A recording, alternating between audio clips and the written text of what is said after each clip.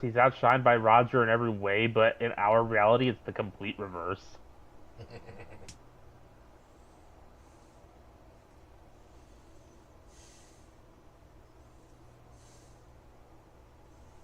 Funny how I ended up coming up with a joke that's entirely contained within the expanded Omniverse story on the day we were going to do a Ben 10 game. I promise these had no connection. It's fine. It happens.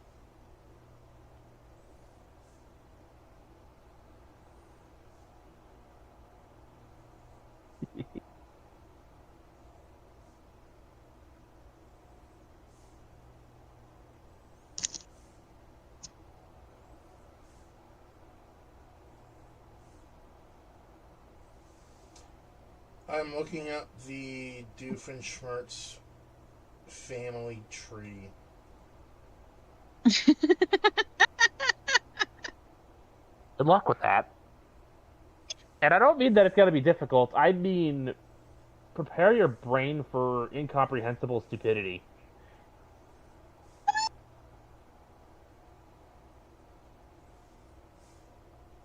I mean, it Because can't remember, be. It can't. Doof has. It can't be that bad. All I can say is, remember what his backstory is like,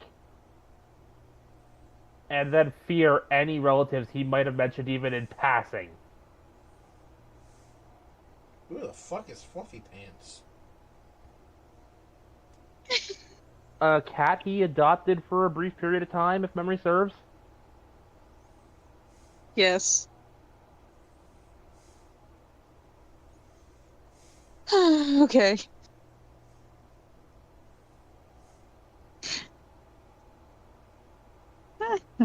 Funny how I remember the cat, but not the fact that he was going to weaponize pigeons against his brother. I'm just like waiting for Bear to say something funny. Because looking up this family tree.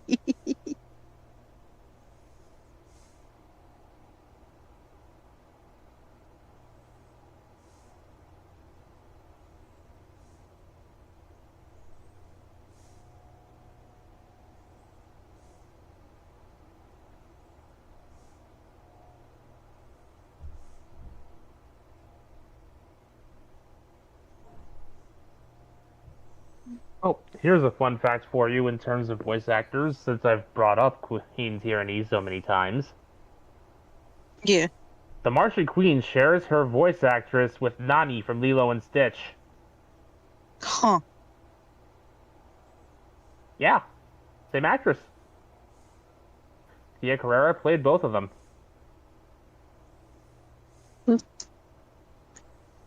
Plush backpack orders and the group chat is all excited to get about how I feel about my mother visiting.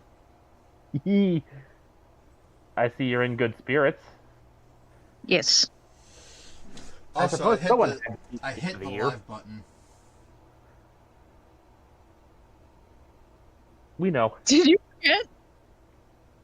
Well, I just wanted to make sure you guys knew. Fair enough. I'm gonna go grab some soda. I will be right back. What in the ever-loving hell is Nartheliot?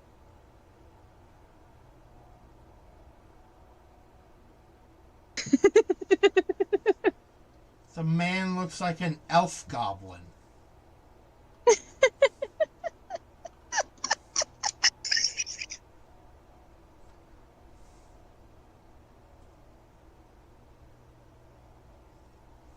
You're making me want to look up the family tree now.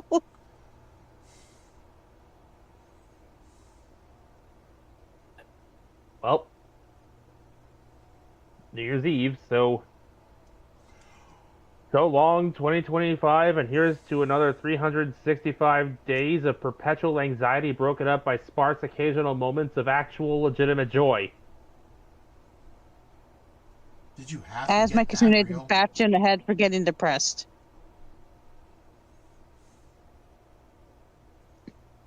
You've been bonked by a moon kitsune through the phone. Hey, I warned you guys I was getting soda before I actually did that. Why Besides, I does would have. Doofenshmirtz have a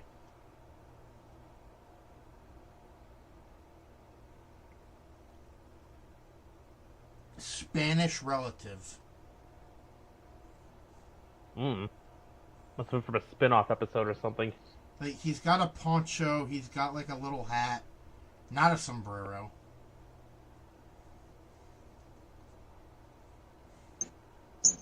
Who knows with Doofenshmirtz at this point? His backstory is somewhat lined up, it doesn't line up at the same fucking time.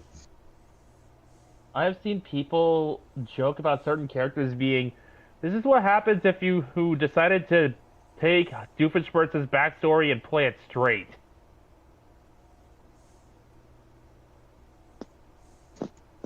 You do not take Doof's backstory and play it straight. Remember, this is a guy who was raised by ocelots for a period of time and spent another unknown span of time as a living lawn gnome. That was also on the family tree. Not the lawn gnome, but the ocelots.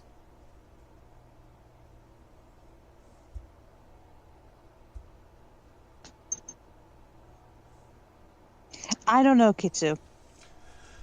All right. So anyway, let me send out the links because I got distracted. Yes, you did.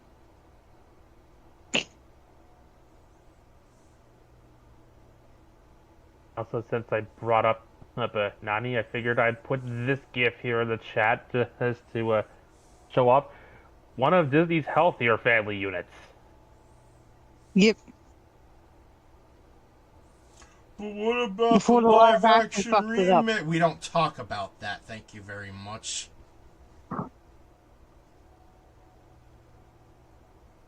The original was good. That's all I'm going to say. Watch the original, people. Don't watch the remake. Honestly, for the amount of money they wanted to receive for the remake, they would have easily doubled, if not tripled that, if they just touched up, slash remastered the animation and re-released the original like they did for the Lion King so many times. Yeah. Considering how much money they make off Stitch alone, there's always new Stitch merch.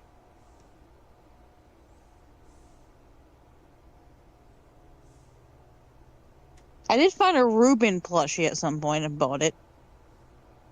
Rare to see him out in the wild.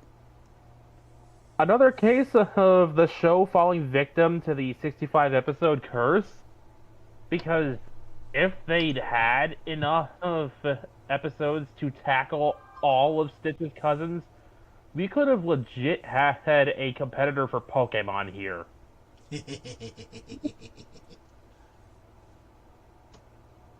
Which, having come from Disney, that alone scares me. But yeah, I found a Reuben plush and I'm like, I'm buying this. I gotta have the sandwich making cousin. He makes the best sandwiches. Ah yes, Galley Officer Reuben. What was his serial number? He's right before Stitch. Reuben was 625. Weird that Jumbo went from best sandwich maker to interplanetary menace / gremlin. Well, So, Reuben has all the of thing with- Stitch. He just is lazy. The thing with that is, Stitch is what Reuben was intended to be, if not for a personality glitch. Yeah, that's where I was going, with that. He's just lazy and wants to make sandwiches. As Jumbuck puts it, he's got all of Stitch's powers, but he's a lazy coward.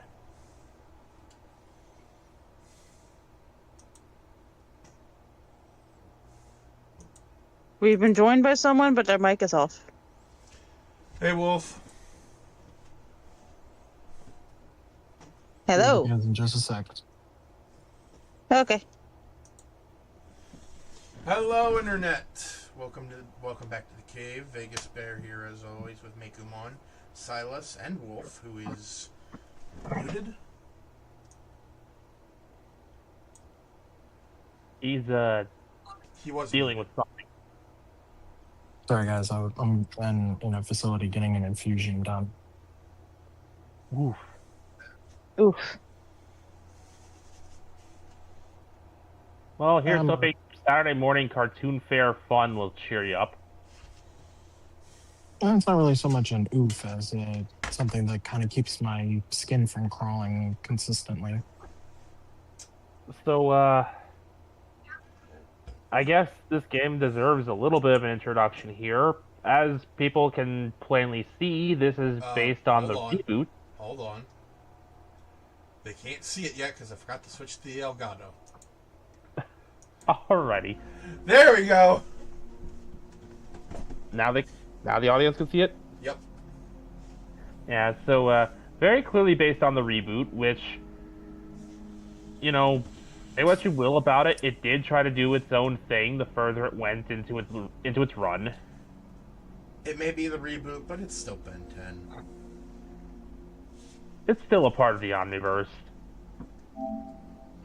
And hey, there are aliens that are widely beloved introduced in this reboot that people wanted backported into the Prime timeline. One of them was on the cover art for the game. That was Shock Rock. Oh yeah, Shock Rock.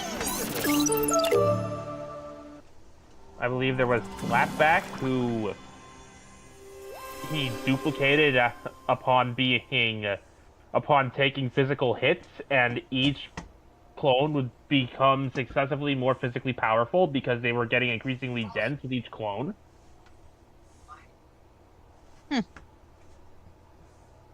It's like Ditto if Ditto's body was like increasingly compressed. Yeah. So Ditto with Kim particle physics.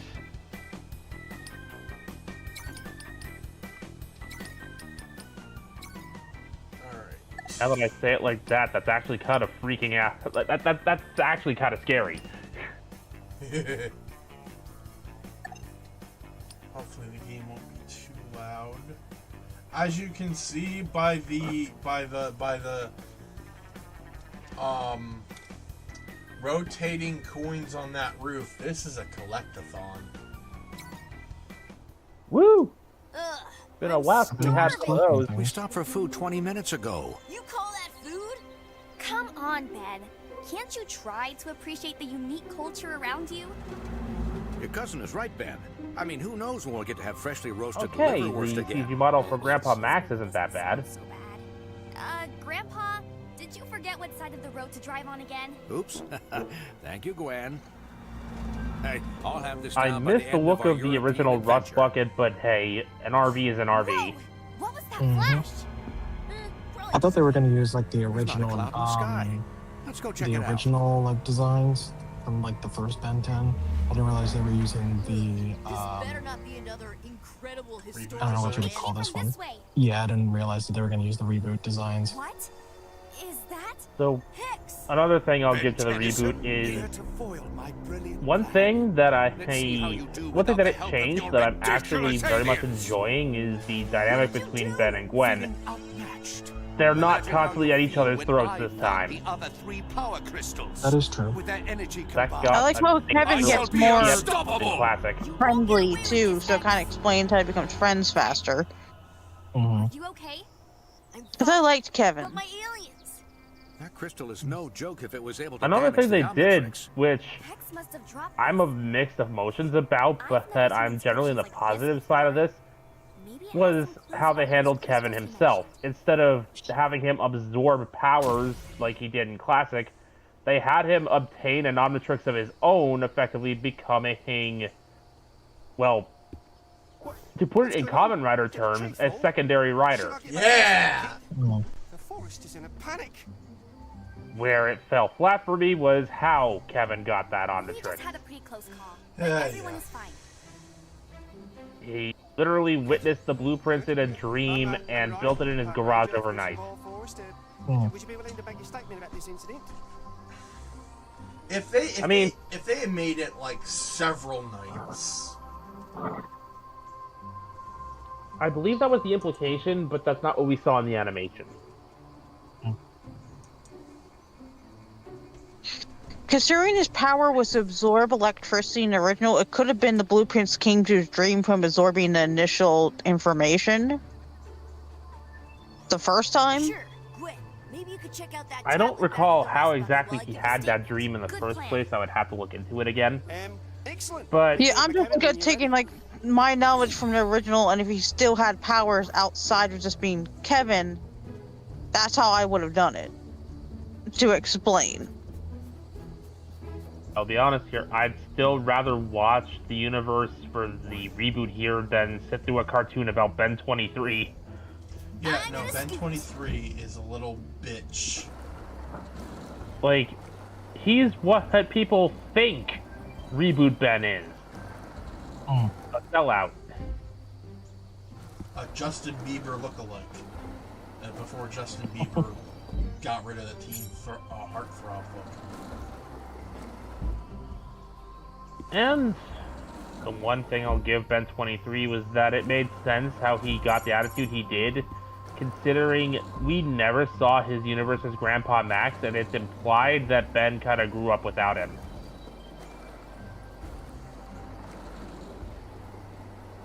Sounds about right.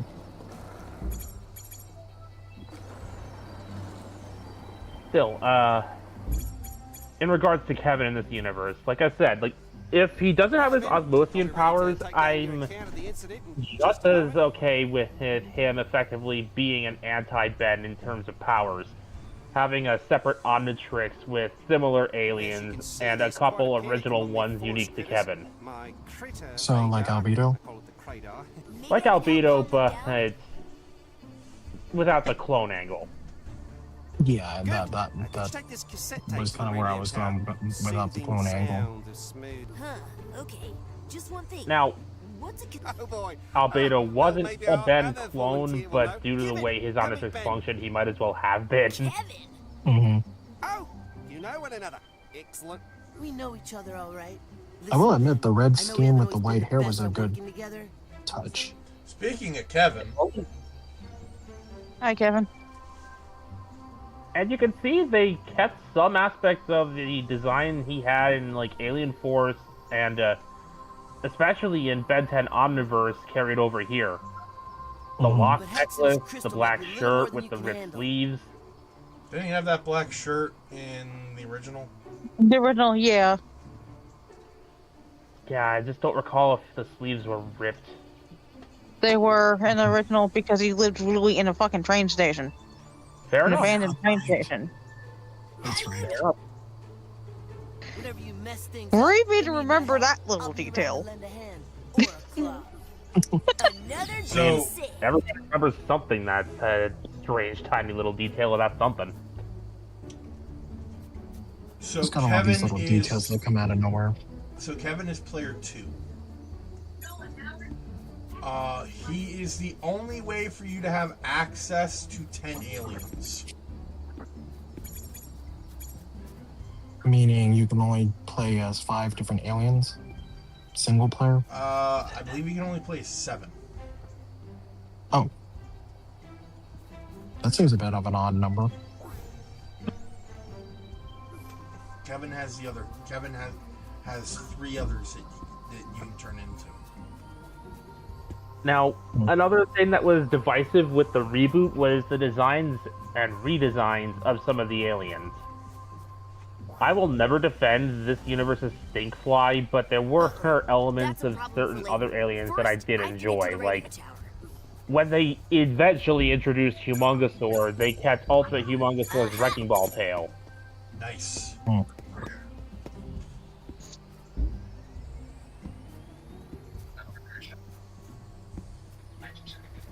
It took them until the literal finale of the series to introduce Waybig,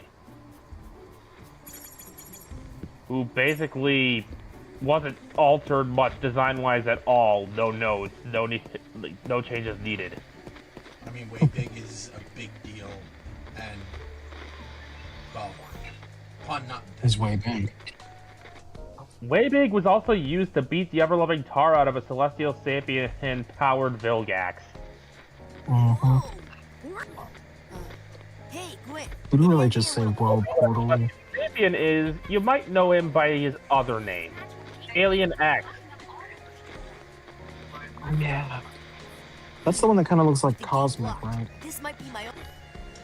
The cosmic one with a phenomenal godly power that has it balanced by having 3 voices in his head. Yes. Ben included as that third voice. For some reason, I'm getting a Hat in Time vibes from this. Oh, hey! Here comes Heat Blast. Heat Blast! Is it hot in here, or is it just me? Haven't seen him in a minute. The slight redesign with its proportions, like, I can take it or leave it. It's not great, it's not awful, it just is. I don't like what they did with the head. It makes him look like the space kook. Oh! Battery basically looks like a walking candle. All right. Like, if there's anything I enjoyed about the original design of Heat Blast, it was the fact that when you saw, like, when his head was extinguished, you saw a full cranium under there. Mm-hmm. Mm. Yeah. There was also the fact that he was covered in blue fire and basically had ice attacks whenever he had the common cold, but that's beside the point.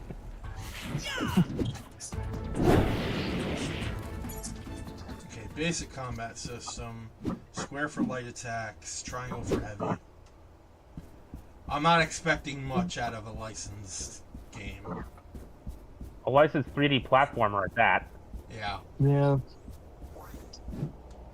I'm still kind of hurting over how different SpongeBob Revenge of the Flying Dutchman and Scooby-Doo Night of 100 Frights were in terms of quality. Go figure, the Scooby-Doo licensed game was much better. The Battle for Bikini Bottom game wasn't that bad. Arguably the licensed game of its time. It's certainly up there in competition with Spider-Man 2 for that title. So, okay, I'll give the game this. Letting Heat Blast have a flamethrower attack is pretty cool. Like, letting the aliens be able to do their thing is definitely nice. I love a good fight. Yep. Basically, it's almost the same. Heat Blast is like a Pokemon. Heat Blast, use Flamethrower. Also, it does damage over time. That's Yeah. very good, actually. Yeah, that's a burn effect. That thing's on fire. I've got a fireball with your name on It's it. literal burn damage.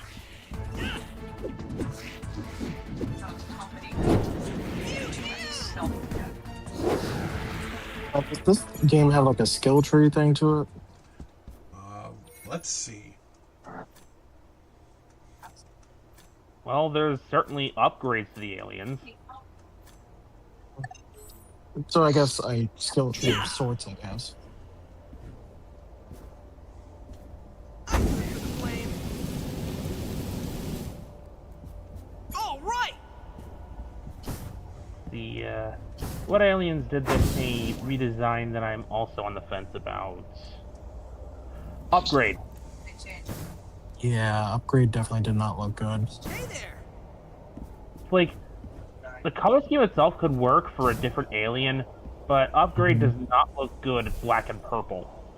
Nope.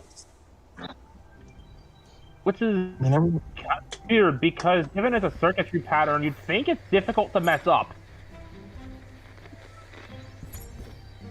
Alright, so, these are the aliens we have available, or rather, will have available.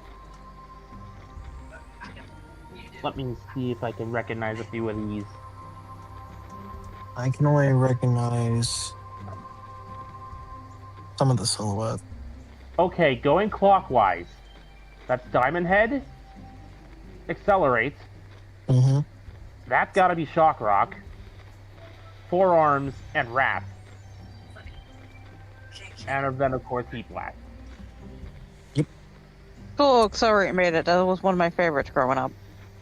So This one? that gives us 6 aliens. It's Okay, 10, so that so, means Kevin has the other 4.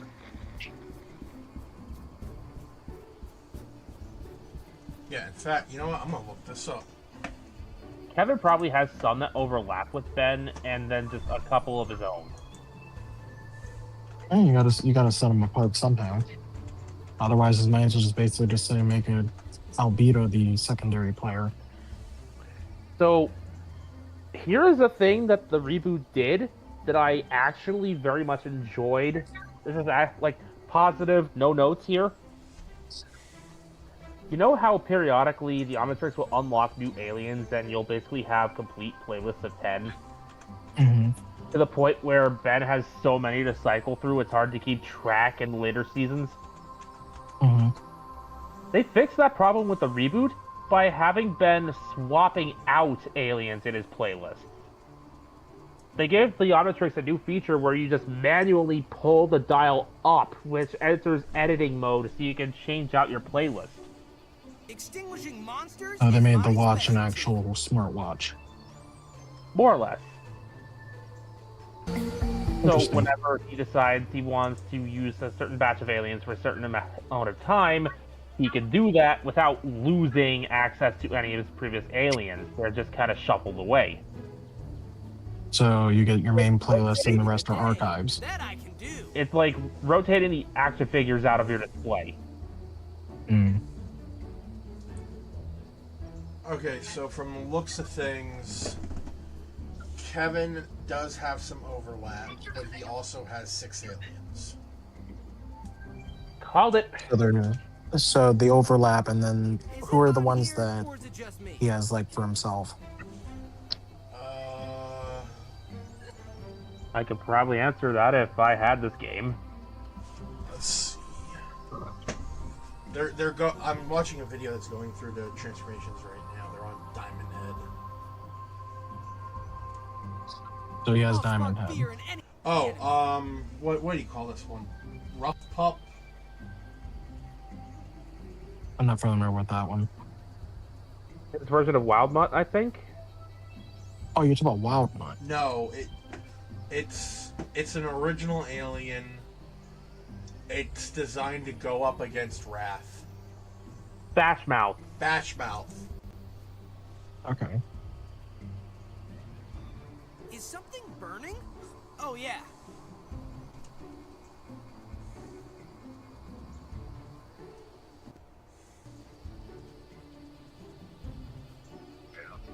Whoop. Stylus dropped out of the call. There might be a connection issue. That's what I'm Is thinking. it time to let off some steam? Like, with no, hey, I'm heading out, who's heads up or anything, it's probably a connection issue. Yep. Wildvine. Oh, he has Wildvine? Yeah. Correct me if I'm wrong, is that the one Check that out this basically looks like a firepower. giant, like, root that has, like, a bunch of spikes on it? It looks like a giant looks- Venus flytrap. More accurately, Oh, yeah, it that's looks like a tree wearing a Venus flytrap. Yeah, that's what I was going for, tree. I don't know why I said vines. Because its name is Wildvine. Maybe. So, I can shine some light on the situation. you only get 6 aliens if you're playing single player. If you do the co-op, which is local couch co-op only, Nani?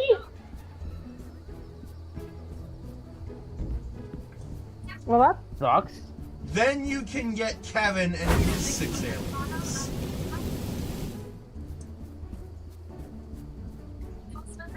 And co-op, so even if you did, like, co-op once, you would not be able to keep the other 6. Excellent work, Ben. Bet you'd calm the nerves in the park. The other 6 are only available for co-op. Ah, gotcha. It all went smoothly. Except that tree that fell right. Oh, it's been happening all over. I can help with that. Oh, If you guys ever stream this again, I wouldn't mind I've got the ultimate being a firepower. co-op player for Bear just to show off Kevin. I mean, that'd be cool. Sure. Just got that. say where and when. Well, this is currently taking the place of Resident Evil on Wednesdays, so I don't mean like right this second. Just tell me when. I'm talking about like when you feel like it. Giving you an idea of when it would be in the schedule. yeah. Yeah. It would be on Wednesdays, pretty much exclusively, until we just ready to move on to Resi 5. Okay. I at least want to And, give this game a fair shot first. Yep. I'll probably study up on it just to see how they play it, just so that way I'm familiar with it when the stream comes. Whoosh!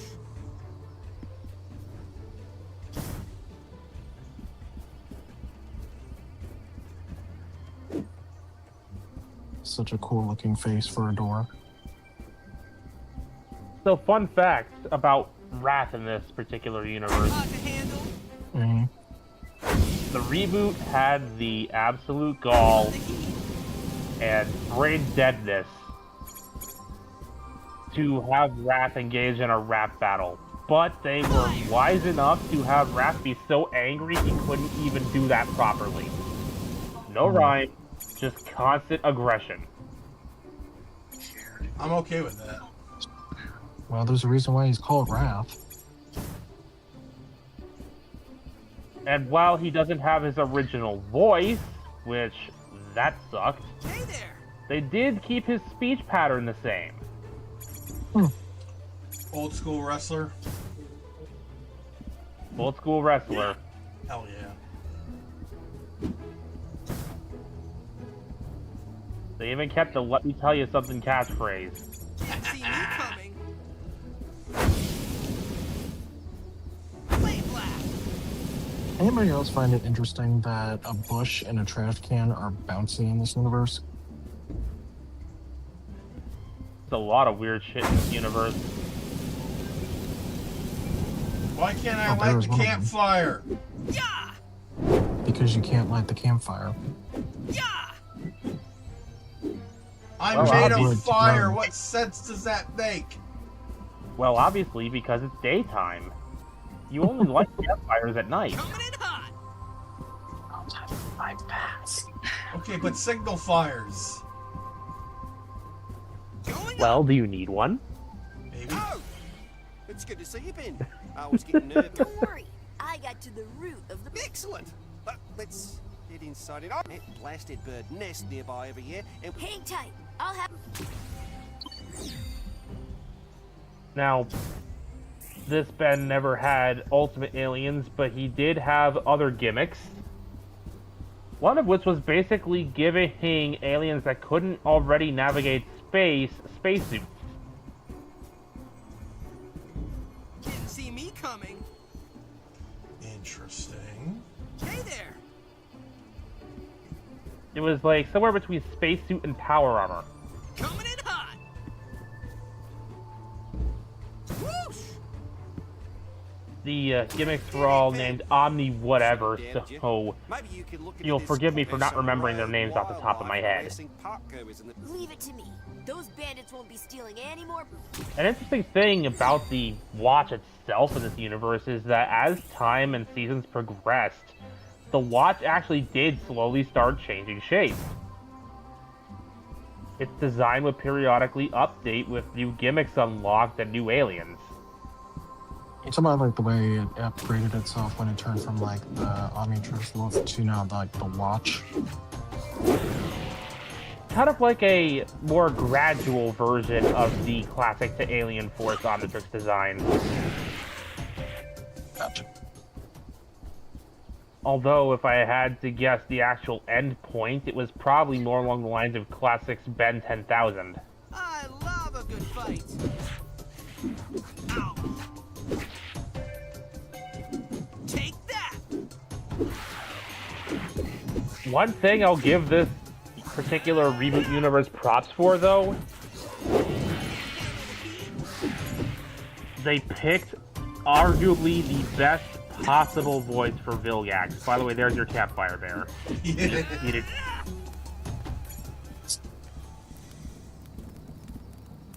I would say nice and toasty, but I'm already on fire, so. Well, Yeah, That like art over made like of, 1 million degrees. I'm made of fire, so. Because of Pyronite biology and All right. where they evolved, they'd probably be freezing on Earth. Who wants a BBQ'd monster for dinner?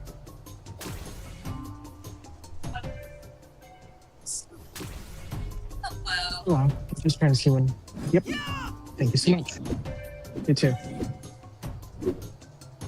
But, what I was getting at, they picked the best possible voice for Vilgax, given the, legacy they wanted to set up. They got Yuri Lowenthal, the previous Ben 10 from the, well, Teenage Ben shows, to voice Vilgax. Thank goodness you scared It's away about when those- Ben was a well, teenager and whatever so was they Gwen were. and Kevin. Now, if only someone would stop blasting Basically, that from Alien music, Force we could onward, get back to our that day. Teenage Ben, they got his voice actor to play Vilgax. Maybe you could ask them to Oh, keep wow. on. Are we forgetting I just Didn't see that defeated a coming. horde of vicious monsters? Here's one you also probably didn't see coming. There was a DNA sample for Vilgax in the Watch that was said to have been, like, after he was last defeated, they split him in half and contained the half they split off him in the Watch to keep him at reduced power. Oh, wow.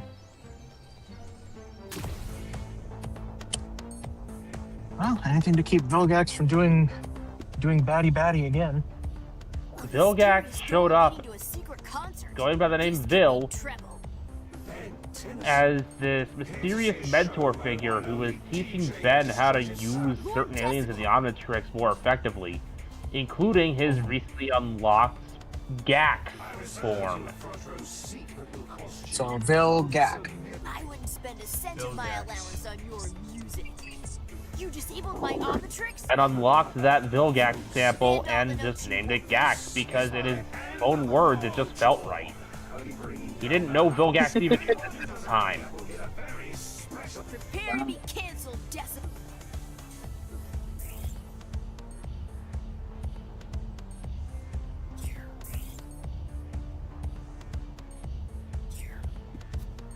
You guys can still hear me, right? Yep. Yep. Okay, just making sure because I just stepped into my car. I got done with the infusion.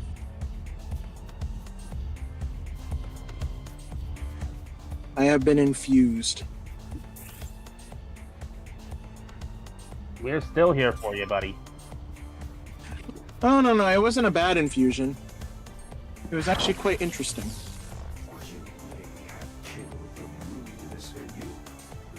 They stuck a nice thingamajigger in my hand. A what in your hand?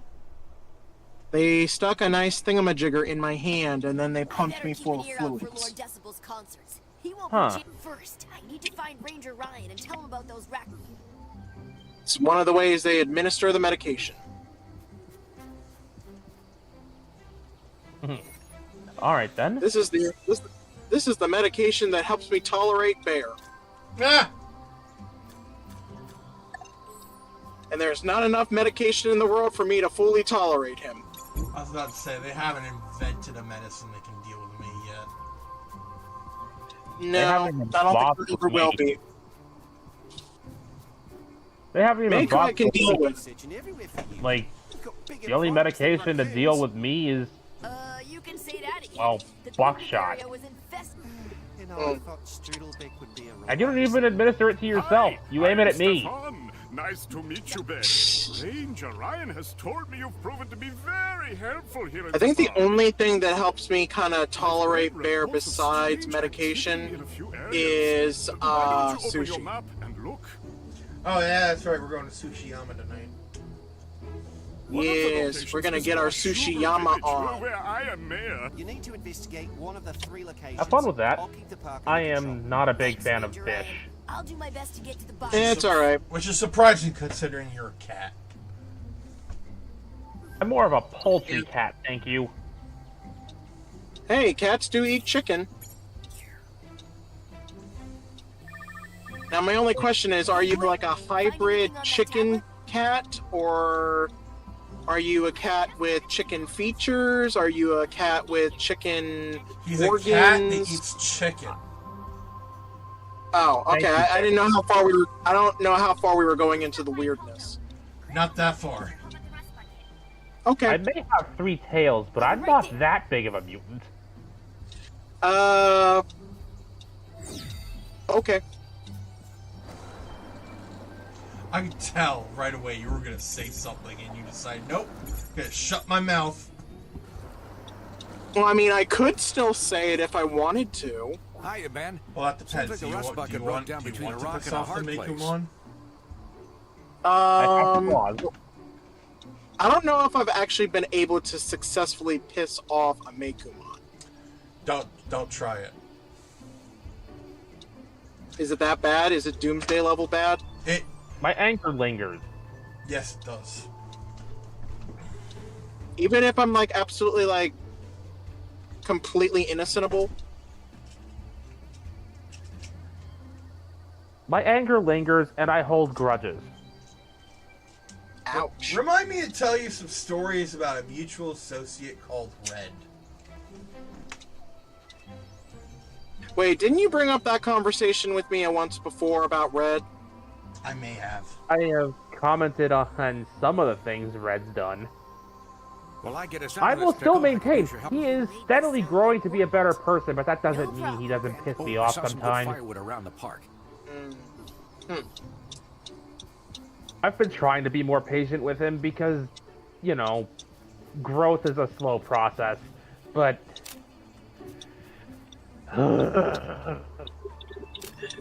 That's people for you, sir. I'm king of the scoops. And this is why, outside of my specific clique of people I like to exist around, I don't people. Yay! Yeah. Neither do I. Neither does Bear. Yeah, cool. We're not people-y people. I'm not a social butterfly, which makes streaming all the more difficult when the key to success is networking. Yeah. Like, you would never know it because you have met me and have known me for a while. But there was a time I was a very quiet kid. I believe it. Literally, I was quiet until Bear met me, and then as soon as Bear got to know me, he couldn't get me to shut up. Yeah, I found the on switch and I cannot find the off switch. Oh, you can find the off switch, you just gotta piss me off enough to the point where I hate you. And I don't want you to hate me, so fuck. Exactamundo. No, don't worry. There's like a halfway off switch, but I just haven't found out how to turn it on yet. Oh, it's not necessarily an off switch, but I do know how to make you shut up. So, it's by making you laugh so hard. Hot dogs or hamburgers? Both. Yeah, but my squeak is more annoying than me talking. Give you a lift so you can save the world. Not to me, it's not. And I'll hold on to any. I gotta do that 3 times. Looks like Yes, you did. adventure ahead of you. And I was gasping for air. I have gotten people to snort whatever they were drinking out their noses more than once. Chocolate milk came out of my nose once. And that's because someone basically ended up making me laugh so hard because I made I made a grammatical error. Well, actually, it's more of a verbal error. I will say, I feel for poor Rapidash, my sister, because she was, unfortunately, the most frequent victim of the whatever you were drinking came out your nose. Where are we going, Bam? Sometimes mercifully it was just water. Other times it was soda or something else that burned. Oh, soda's like the worst one. Because of that carbonation, it burns like hell. Hot tea. Ooh, yeah, that would do it. So yeah, Kevin is the co-op character. Oh, wait, I got 2 controllers! So you can show us his aliens at least. Yes, you could. Bear, how did you not remember that you had 2 controllers? Because one of them was essentially a Also, nice shot at your name for people who are watching the stream. What? This is why I don't name my consoles after myself. Oh.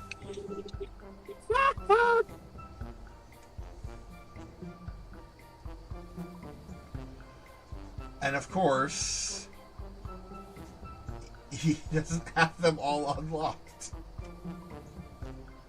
Wah. Well, I can at least recognize the silhouettes for their counterpartness. So this is clearly his counterpart to Heat Blast. Also, hi Seki. Random learning fact. I learned that Malcolm in the Middle is coming back as a grown man. Yup. And life is still unfair. Yeah!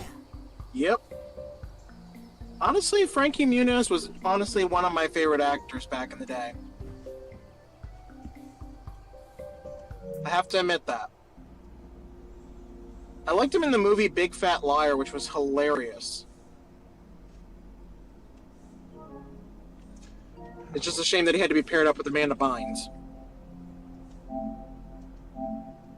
God, I remember the Amanda show being on TV. Yeah, she was crazy back then, just as much as she's crazy now. I would say she's more crazy now than she was back then. Well, hers was more contained. One, but at hers least was more contained crazy. Like, back then, Nickelodeon had her on a leash. A very loose one, but a leash nonetheless. Yep. After they let that leash go, they basically released Pandora. She wasn't actually that bad. I heard she went through some pretty bad shit. Yeah, that's what I mean, but she's definitely been one of the more loose cannon people that kind of went off the deep end. Considering how much of a leash she was on, yeah. Also, wasn't kind of she? explains. Was she also a victim of the shit going on in Nickelodeon? There were Unfortunately, the back there. I don't remember if it was Dan Schneider that was still within that, but I'm going to bet nickels to dimes it had probably something to do with him too. More than likely. Honestly, I'm glad that they threw him off the network. Probably the one smart decision they've made since Nick Cannon. What happened? Because that boy apparently now has another relationship and another child on the way. That boy cannot keep anything in his pants. Right. Sorry. I will just, so, if given I will just say, if given the choice between the various sketch comedy shows with live-action actors that Nickelodeon put out in the 90s and early aughts, I just stick with all that. Yeah. And I'm not even that big a fan of that show. I don't hate it. I remember. I don't remember it. when I dropped off Nickelodeon as a kid. Like, I will put this on record. I never hated all that. It just wasn't my cup of tea at the time. Oh no! Where did all these... Oh yeah, that was a good show. Yeah! I still love their theme song.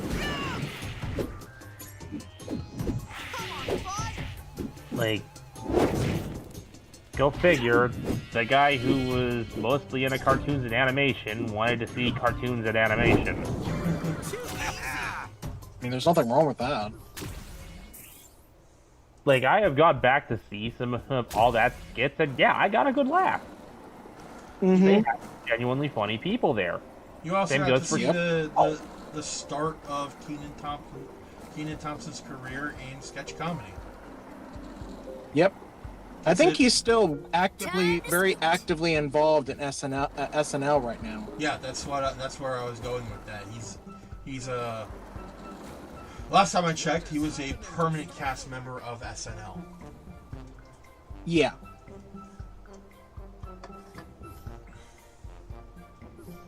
I don't know why. Also, I think that also even started that own spin-off show. Well, not spin-off show, but the own show that Kenan Thompson had with his co-star Cal Mitchell. Who as far as I know for a fact they don't really like each other still, as far as I remember. How am I going to get home? Because let's be honest, Cal Mitchell is definitely an acquired taste for most people. I mean, are you basing that off of his performance or like his actual personality? I mean, he's a nice guy. Don't get me wrong. He's a very nice guy. It's just, I guess, his acting can be, for some people, an acquired taste. I, to this day, cannot sit through too many Good Burger shorts.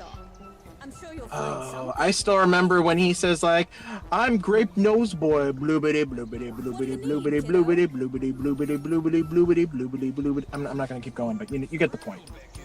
I mean, I guess I'm not too much better in that regard, because when I think all that, my brain immediately goes to, this looks like a job for repairman, man. I remember that. Between that and the speaking French in a bathtub thing, which he's wearing a raincoat in a bubble bath. Do you guys remember that very well-rounded lady who did like the news or something like that during all that? Yes. I can't remember what her name is, but I know who you're talking about. Funny. Yeah, she was funny, especially with her character Connie Muldoon. That woman was cray-cray. Oh, don't worry about me. I am the Burger Man. No way. Yeah, when it comes to Nickelodeon from around the time, I was more into the animated side of things. Like SpongeBob?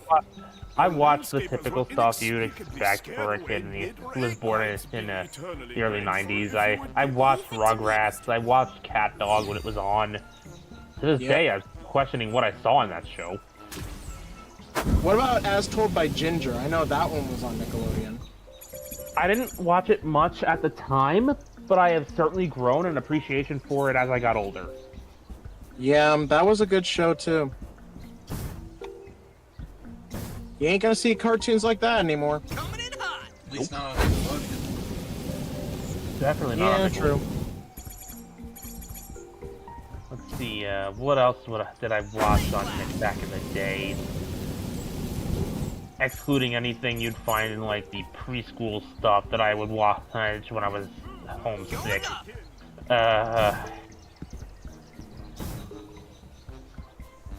Fairly Odd Parents, back when it was actually good. Same thing with SpongeBob when it was actually good. Doug on occasion, when literally nothing else was on. And I do mean... do you guys remember Angry Beavers? Yes, I was heading there eventually. Yeah, Angry Beavers.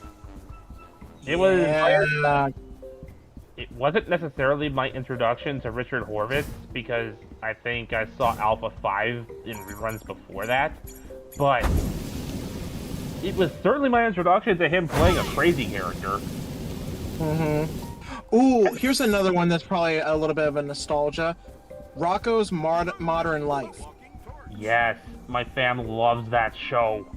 I can't believe they got away with as much as they did. Yeah, but then again, keep in mind, a lot of the laws that we have today and a lot of the rules we have today only applied because apparently... I don't know if I should say it out loud because I just don't want to end up angering the watchers. The FCC? No, I was going to say parents that said you guys shouldn't be watching shit like that, or that's disgusting, or something like that, like media control, helicopter parents, those kind of things. I'll go out on a limb and I lucked out in that regard. My folks let me watch stuff like Rocco so long as, you know, things didn't get too crazy. Yeah, but I'm just saying, I'm not saying that I was unlucky in that regard either, but I'm just saying, like, some people, especially during that age where people were, like, trying to control, like, what their children were able to see and something like that. A lot of people did like a lot of petitioning and stuff during that time frame to kind of control the media. Yep. My mom didn't do that to me too much. There were a few shows she wouldn't let me watch. Namely, Pee-wee's Playhouse. Ooh, yeah, I can understand that one. That one was because... Than me. I do believe that one was because he had been arrested at the time. Fair Does enough. anybody else get nightmares about Barney? Not nightmares, but I do dream about beating the big purple piece of shit sometimes. I didn't watch Barney. That's what I meant by nightmares that actually turn into actual good dreams. No, you meant nightmares. Yeah. Well, when I said the nightmare is that I was in school and Barney showed up and started singing to me, and I just said, like, yeah, you're dead. It was embarrassing as hell. I have occasionally taken part in jokes' expense over the course of my life, but I rarely, if ever, legitimately watched episodes of Barney the Dinosaur. I was more of a Bear in the Big Blue House little Megumon. So was I, Yeah. but I was obsessed with Barney, and I don't like to talk about it. You were obsessed with Barney? I said I don't like to talk about it. Hey there. So Shining Time Oh Station. my gosh. We are going to have a whole conversation about this, not now, but we are going to have a whole conversation about this tonight. No, we're not. Yes, we are. Sir. No, we are not. So Yes, we are. Yes, sir. we Full are. shutdown.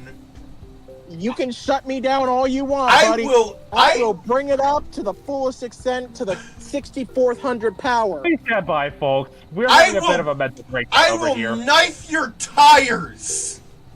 You will rife my tires? Knife. You'll knife my tires. I am your ride, sir. You ain't going anywhere without those tires. Okay. See those train tracks? Let's get back on them, please.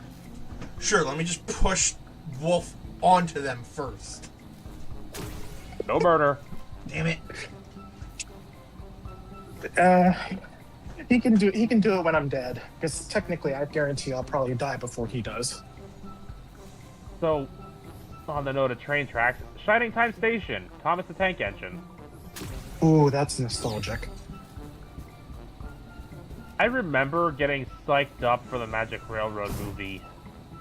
That movie. It was not the best, but it entertained a young Mekumon, and that was all it needed to do. I mean, there is a reason why they ended up kicking the showrunner off the show after that movie. Like I said, it did its job, it entertained a young Mekumon, and I'm sure plenty of other kids. It entertained me until I found out what Alec Baldwin was doing. Between that, Who wants Bear a in the Big BBQ Blue monster House, for dinner? Roly Poly Oly, I had a decent variety of preschool shows I watched as a very, very tiny Yaramon. Ooh, here's another one you guys probably don't remember. Doug. He literally Yes. mentioned Doug. Did he? Yes. Yeah. When nothing else Weird. was on, I'd put that on because at the very least it was background noise on a sick day. That's a fair point. Doug is what happens when you veer too far into slice of life. And somehow Disney said, this is a show we want to pick up from Nickelodeon and keep going. And then immediately regretted. I can just imagine Going people up. like looking at episodes of the cartoons like, wait, what do you mean this is it? Nothing happens. I've got a fireball with your name on it. Yeah. I will give Doug this much. It is very clearly the prototype blueprint for the shows like As Told by Ginger that would show up later.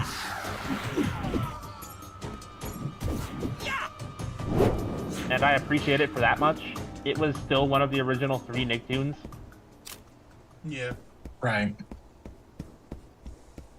Like, I respect it for its place in history, even if I don't necessarily find much entertainment in the show. Going up. I don't know If why, anything, but Patty Mayonnaise was my favorite character. If anything, I just get a cheap laugh out of Billy West as Roger Klotz. That was the dark, kind of like dark green skin, orange hair dude, right? Yep, that's Roger. Yeah, he got on my nerves.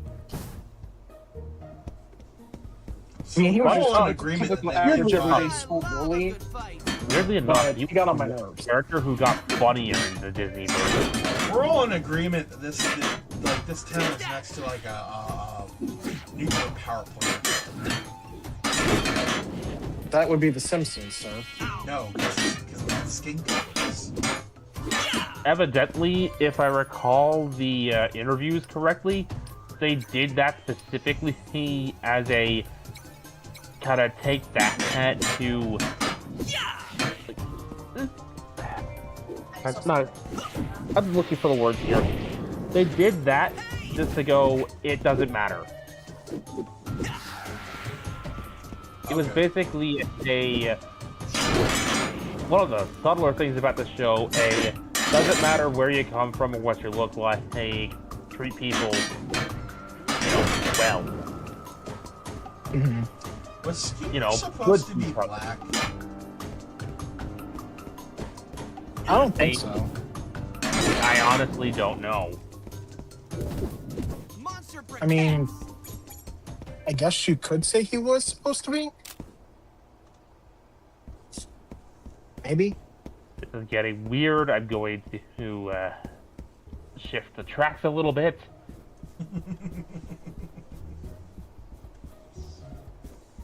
Ladies and gentlemen, Mekuman, keeping things on track since, I don't know. 5 minutes ago. Well, you have to have done it longer than that. Coming in hot. No, believe me, if you've known the way I get on this stream, I'm the one derailing the tracks more often than I'm keeping people on it. So how fun is it being the one having to keep things on track? Look what I found. I'm at least having a degree of fun laughing at you guys' tangents. This is a normal, everyday thing for me and Bear. Like, literally, he'll piss me off, I'll piss him off, and then at the end of the day, we're like, yeah, you're still my buddy, even though you pissed me off. Yep. I do feel for every time you've had to correct one of my tangents and bring us back on track, though. You ain't gonna ever see me doing that. I'm more of the instigator that would keep making it happen. Let's see here. I feed off of Discord. Other shows from around the time, not necessarily Nick, that I would have watched, and I want to know if you guys have, watched as well. I don't think I have to bring up Courage the Cowardly Dog because there isn't a kid alive that I have interacted with that hasn't watched that show. That show was a show, and honestly, I was very saddened when it ended because honestly, I felt like there was a lot more that they could have done with that show. Like more creatures, more interesting adventures. I'm just happy that if it had to end, it more or less ended on the terms of the creators. Yeah. I think that's probably what it was.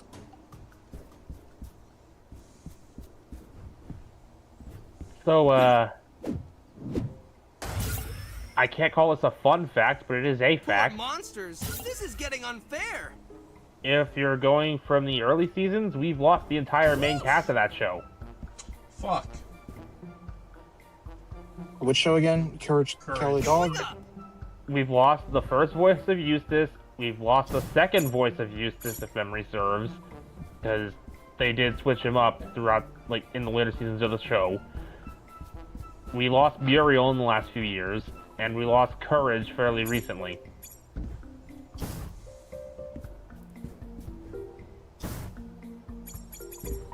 Hey there. I say fairly recently, but it's more like in the last 2 or 3 years. Didn't see me coming.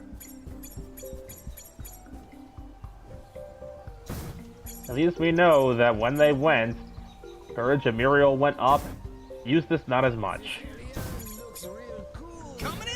As terrible as Eustace is, and as greedy as he is, we do and have as stupid as he can be. We do have to remember, Muriel married him for a reason. There is something you there. know what the reason is. And that poked through. I will grant that. There have been times If only we knew what the Eustace reason has was. shown that he is a decent, I'm not gonna say good, but a decent person. I don't know, DC might be stretching it a little bit. I remember him comforting Muriel in the mask episode, but I also remember the one time Muriel got amnesia and Eustace told her slave woman when he was attempting to quote-unquote remind her of her life. I remember when she turned into a kid and threw the mac and cheese in Courage's face. Courage was at the end of his rope for that one. Yes, he was. Seki says, fun Honestly, fact, though, it's my fault for overlooking the stuff that I ordered back in April is stuck due to me forgetting about the tariffs.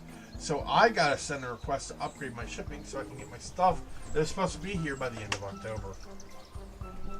Ooh. So, what else can I do to help? Ouch. Grashugel has always had a world-class lumberjack team. But this year, as embarrassing as it is, our team has showed up... Lumberjacks without beard? Lumberjacks without beards. Our last hope is Dr. Fibian, A scientist? Cool! Okay, so I'm gonna go back into the realm of the preschool stuff, but just hear me out on this one. Anybody remember a show called Out of the Box? Yes. Oh my gosh, that show was my childhood. Out of the box. Out of the box. Out of the box. Here, go back into your box. Out of the box. Like, that theme song is so catchy, it will still occasionally manifest in my brain for no apparent reason. Because it's catchy. It's like earworm. I mean, it is a Disney show. I'll need this. Doesn't matter. Earworm is a actual thing.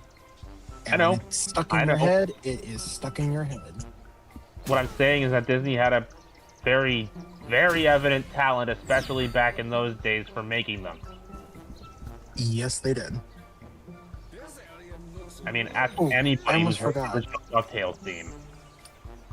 I almost forgot. Did you guys know that there was a outtake where in the show Bear in the Big Blue House, that there was an outtake where I think it's Ocho was the name, and then whatever the blue mouse was named, I can't remember what his name was.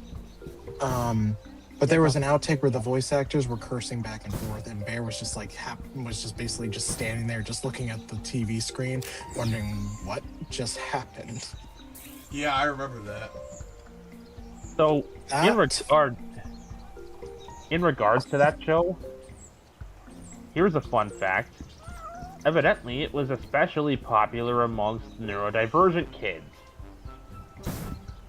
To the point where people had started calling it, albeit jokingly, the anti-Barney for being more soothing and quiet. Yeah, that's the reason why I like that show better than Barney.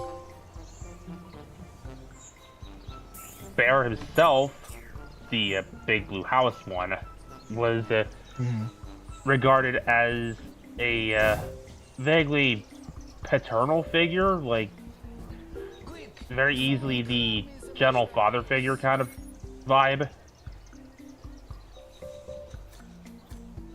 Very patient. Which, again, neurodivergent kids, like, well, basically everybody in this chat appreciated. Yep. Because I could only take so much love from that big purple idiot. And his little dinosaur pals. Even though the green one kind of made me smile in some way, shape, or form, but the yellow and purple one, nope. Those guys scared me to... Well, Bear can probably attest to this. Creeped me out to the creep factor of over 1,000. Going from one Sesame Workshop show to another, Between the Lions. Oh yes, that was a good show. Wasn't that on PBS? Yeah, it was.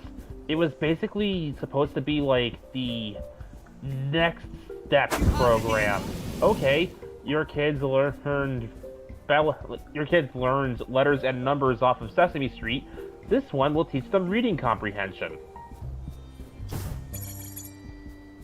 There was I'm not sure if this was WHYY or PBS also, but there was something Chasers. It was like an animated series. Cyber Chase? Cyber Chase, yes, that was a good show, in my opinion. One of the rare times I didn't immediately recoil and go math evil.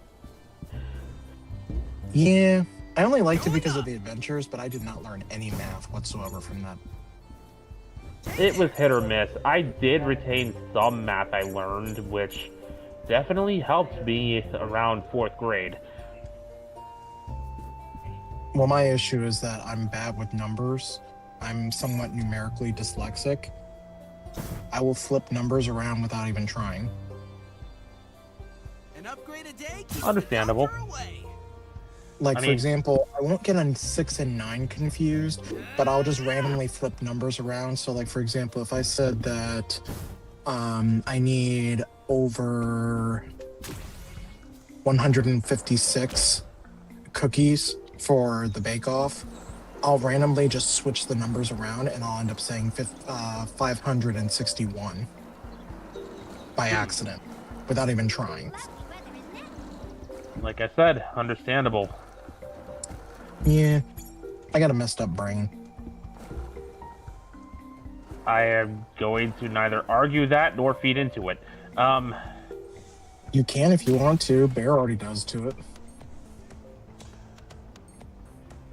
Seki said Reading Rainbow. Yeah. Oh, yes, I was about to mention something about the Reading Rainbow. The only thing I liked about that show was the theme song. Highlight of my 6th grade experience. Closer to the end of the year, the TV that we had mounted in the corner in the classroom, we'd have it turned on to PBS, and we'd basically end the day cleaning up, getting ready to go home with Reading Rainbow in the background. Oh, darn it, now the theme song's playing in my head. You're welcome. I was Don't worry. going to... When we have that conversation about Barney, he'll get it. No! I was just going to mention one other thing about Cyber Chase, and that was some of the voice actors that managed to pull. Go ahead. I just wanted to throw that one in there at Bear. I never miss an opportunity. So, the sidekick bird character Digit was Gilbert Gottfried, and they had Christopher Lloyd as the hacker. He will insist it's the hacker, not just hacker. How about like the main villain? The main villain. Christopher Lloyd was the voice actor for the main villain. Yep. Yes. Doc Brown himself. Wow. Did not know that. When this baby hits 88 miles per hour, you're gonna see some serious shit. Sad fact. Interesting. From Seki. Wait, hold on. Reading Rainbow did come back, and he wanted to make it free to encourage reading and beyond. That was years ago. I hope he kept it going. Sad fact, today's kids can't read a regular analog clock. Seki, I can't read an analog clock. This is true. Yeah? I mean, I'll admit, I need to take a moment to actually stop and process it, but I can still read analog clocks. Exactly. Yeah, that's what I mean. I have to take a moment to process it. I have to remember which hand is the minute hand. Honestly, in my case, it's just because I'm big lazy one. and digital. It's the big one. Well, I'm glad to know that now. Yeah. Even though I'm Minihan going to was the big forget it, one. and I'm Our probably hand going was to the forget it by smaller the end of one. the day. Don't Shorthand, worry. yeah, I'll remind shorthand you when I'm hours. talking about Barney. Yeah, God shorthand hours, longhand minutes, thin hand seconds. Yep. Honestly, my issue with having to read it doesn't come from remembering which hand is which. It's counting the dashes between each major number to actually count the minutes. Hmm.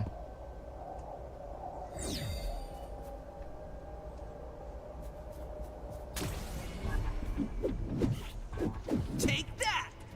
I found it easier to adjust the military time than I do to read analog clocks. Sometimes I have a hard time remembering military time. Like, I can get all the way up to 12 noon, and then right after that, I get, for some reason, my brain just glitches, and it keeps forgetting to go to 13.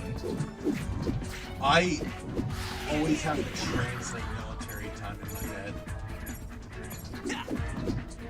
Starting with, alright, 1 is 13, so 14, 15, Who wants 16. a BBQ'd monster for dinner? Wait a minute. What's on the different those? Oh dear God, those are our tracks.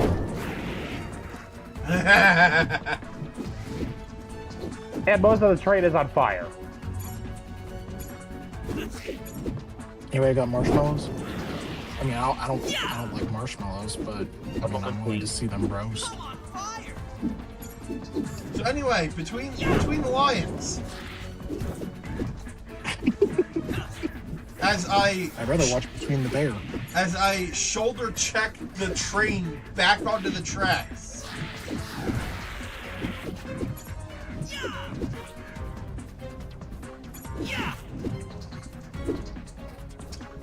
I remember watching Between the Lions a lot. I do believe I love a good fight. that the reason it didn't last as long as it did was simply because of budget. It was getting too expensive. Yep. That's what I heard. So it did keep going for a while because in order to keep it running, they had to make a deal and move production to another place. Ironically, the place they moved to was the place they were helping the most with their programming. They had generously offered a donation to keep the show in production, and the show didn't actually end until closer to 2011. Damn! They even tried to revive it again afterwards, albeit in a much cheaper to produce, fully animated format. It didn't take off. Of course it did. The shorts they animated for the proof of concept are now on their website, which I do not know if it's still active or not. Oh, the Space Jam website's still active. I'm sure it is too. Space Jam as in the movie Space Jam? Yes. Okay, just making sure I'm trying to... I would say tell that to the various Bionicle websites that went defunct, but I can hope. I've got a fireball with your name on it.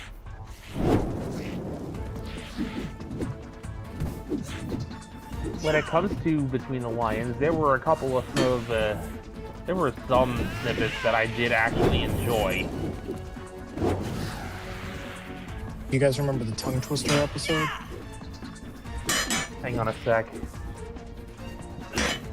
If I remember correctly, I think the Tongue Twister was something about Peter Piper and Pickled Peppers or something like that.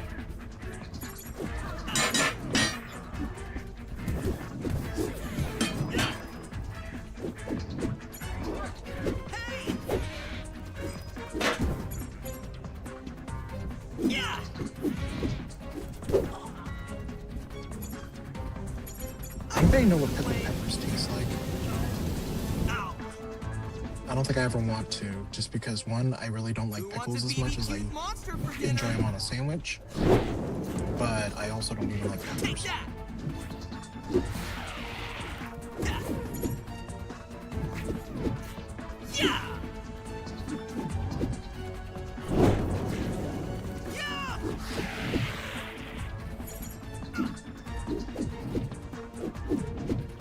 return. Do you know what you're getting to? That's a last distraction for a while. Oh, we were just talking about Barney. You're fine. So, the segments I most remembered and enjoyed were, as far as remembered goes, I remember the Chicken Jane shorts. Scott and Chicken Jane would walk down the road until they found something that posed an immediate threat. And Jane would have to write out what the kids would need to do in order to escape danger, often not escaping in time herself. Take that! Yeah! Another one, which I enjoy in a relatively ironic way, partially because I know it drove Bear up a wall. He himself admitted to this. Cliffhanger, hanging from a cliff. That's why he's called Cliffhanger. Can't hold on much longer. I love So, a good fight. to continue the lesson in reading comprehension, this one teaches people how a cliffhanger works. I'm still stuck on how Bear said that and made it sound like he was basically trying to hold on to something and he was losing that fight. That's the entire point.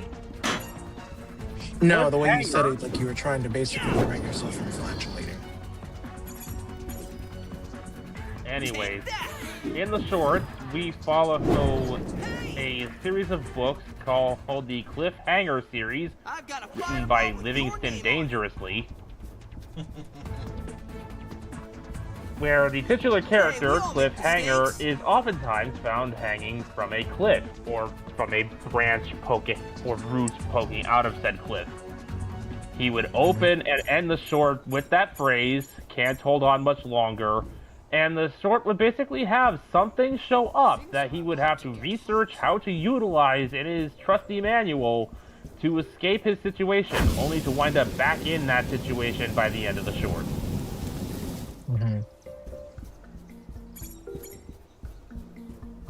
He sees a giant gorilla, so he reads in his book the best way to appease a giant gorilla is with a banana, so he suits up in a banana costume and lets himself fall so the gorilla will catch him, only for the gorilla to realize this isn't a banana and then basically launch him back up there.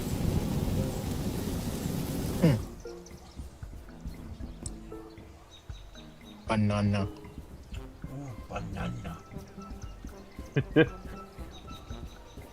I'm still cannot believe that it wasn't King K. Rool that destroyed DK Island.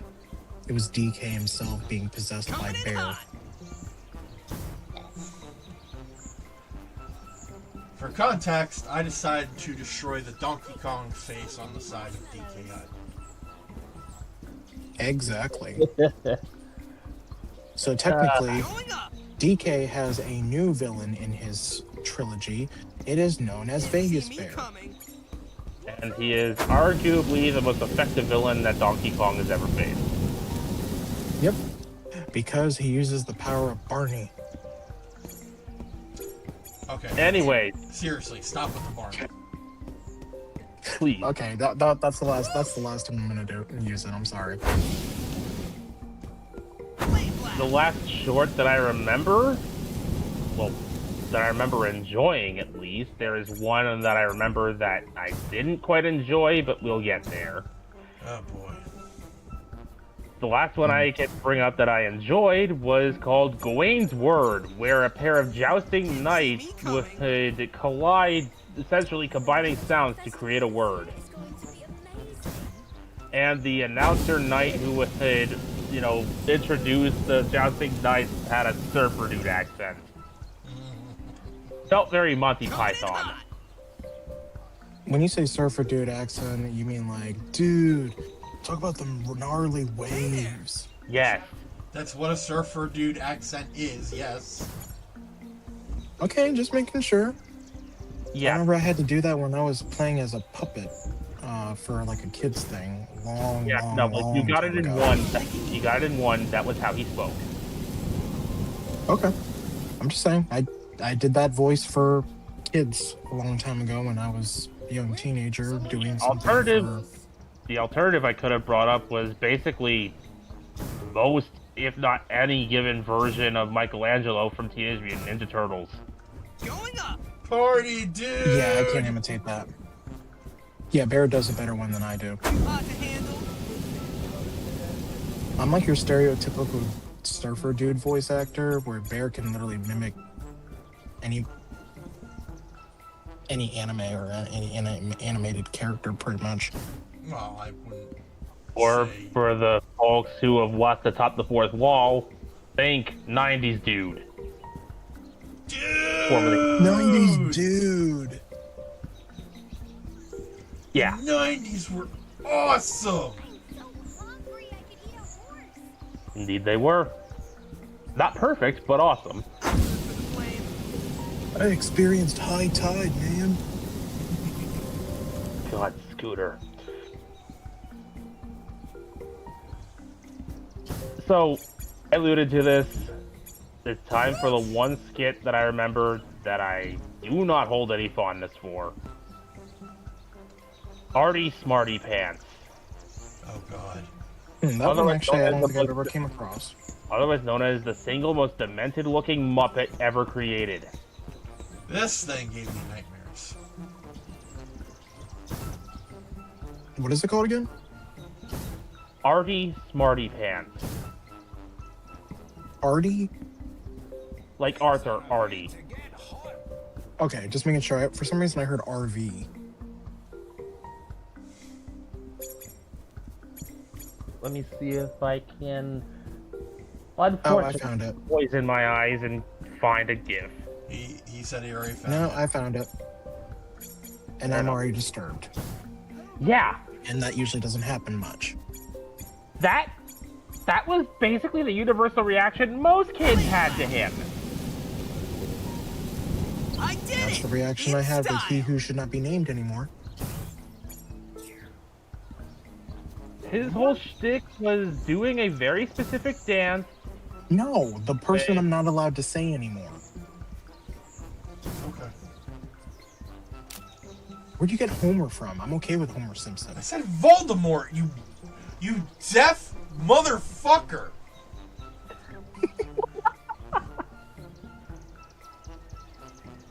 I honestly heard Well, Lord I do have you in the ear. Damn it, I do have you guys in the ear that I can't hear well out of. Yeah, So it's not my fault. Well, partially it is. Anyways.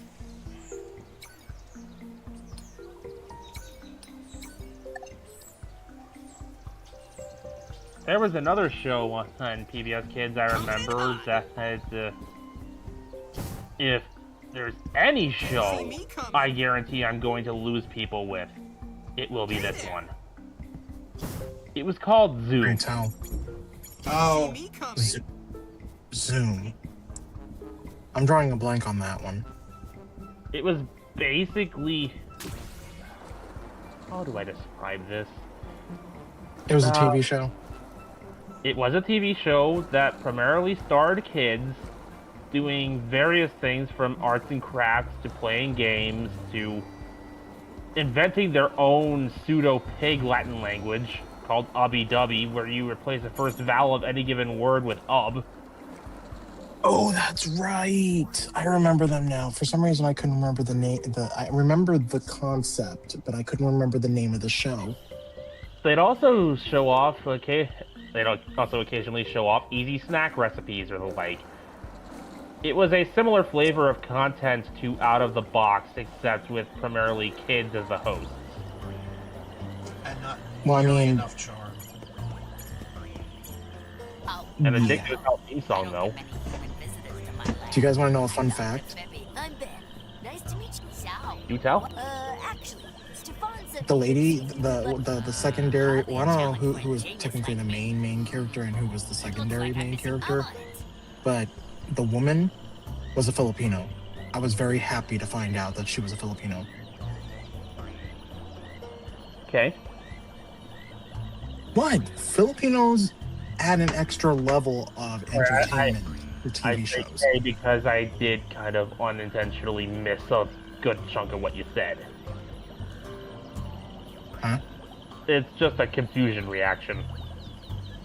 Oh, I have that effect on people. I Seki confuse air says on a on the regular basis. 24-hour clock, it took me a hard minute to realize what my friend said when he said, "Oh, 1500." I was like, "Wait, what?"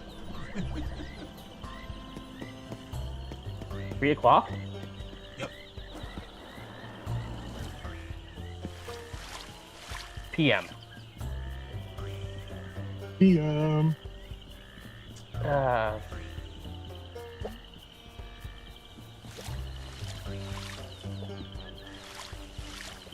Radical! So, it was another case of a show that affected me in a bizarre way, where if I looked at juice boxes with a certain color palette, primarily black with accents of orange or whatever, I would hear the theme song in my head. You would hear the theme song? For Zoom, or in my a head. theme song? I would hear the theme song for Zoom in my head when I saw something with its color palette, the primarily black, orange, and red palette. Black, orange, and red. See, Zoom oftentimes had its logo on a black background with the letters in this kind of swirling orange and red thing. Okay, I got you now. So when I saw something that reminded me of the logo, I would hear the theme song in my head.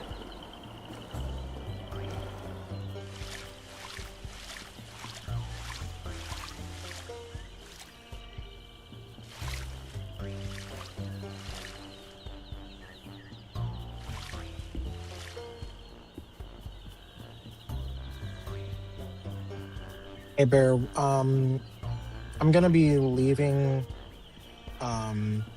work around 4:30. Do you want me to, excuse me, pick you up right then and there? We're meeting them at 6. Yeah, but you know that it's gonna take, it may take me like a couple minutes or so because traffic is usually pretty bad going up north. That's fair. Yeah, sure. I'll bring my Switch. Well, I don't know how long I'll be able to stay. I want to be able to leave by 8 though. No, I meant for the traffic. Take that! Yeah, I got you.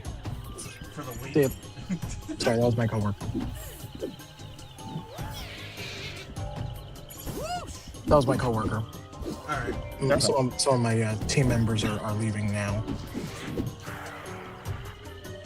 I'm staying here until about 4:30 because I'd rather work my hours than leave early. Oh, So- that was on. Here's another show that was on occasionally that I only have the faintest memories of, but I know it was on. Tugs. Yes! I never saw Tugs. TUGS? TUGS Tugs. Like tugboat. I never saw Oh, Tugs, Tugs. but I saw crap, what was his name? There's a YouTuber who did like a retrospective on Thomas the Tank Engine and then did Tugs. See, it was Tomska, that's who it was. It was animated. Oh, that's right. It was animated in a very similar manner to Thomas. Yes.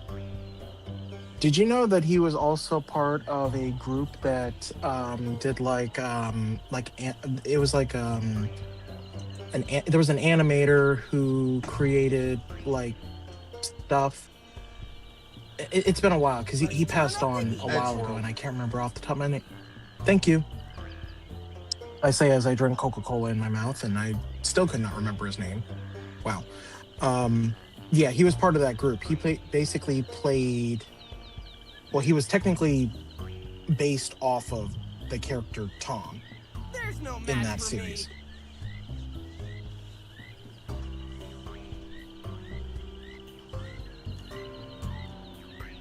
And I was still surprised that he gained that much weight after all that. But then again, it was a very depressing time after he lost his friend. He later lost that weight and then regained it. Yeah. But he looks okay now. Extinguishing monsters is Yeah, my I mean, specialty. let's just be honest. Fat is the new sexy. Anyway, where the I was giving you a compliment. No, I'm trying to find the damn videos he made. Well, I don't know if he's still on YouTube because I There remember it there was is. a time that he said that he was going off YouTube or whatever. Alright, I found the Tug video. I found the Thomas the Tank Engine video. So you could tell this was meant for a slightly older audience than the Thomas stuff because they actually do address some shocking topics for what you'd think would be a Thomas spin-off show. They do acknowledge a warship carrying munitions. It was supposed to be like roughly during one of the World Wars.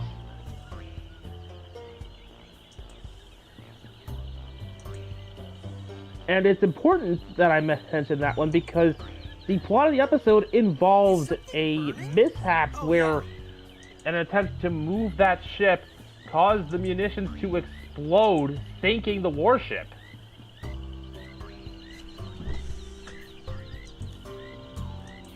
And this would become a recurring plot point in multiple episodes.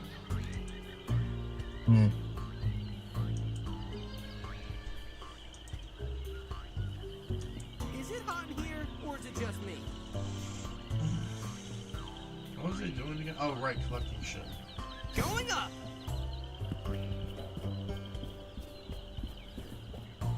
The show Tugs even inspired a group on YouTube making their own similar show called Liners, which it's supposed to be like a similar style and a similar vein, following larger ocean liners as opposed to tugboats.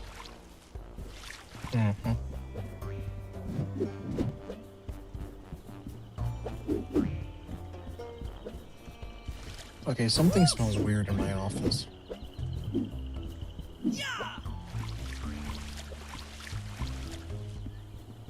It was just very sudden.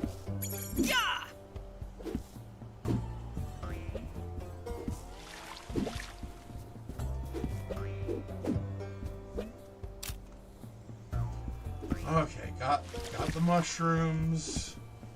Got the cattails.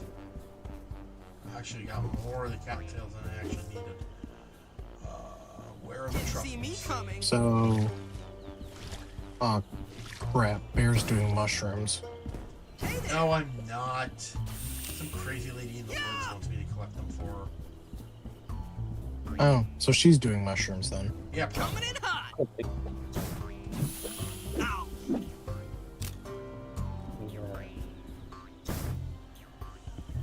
Now, how interesting would this concept be? Bear in We Bear Bears.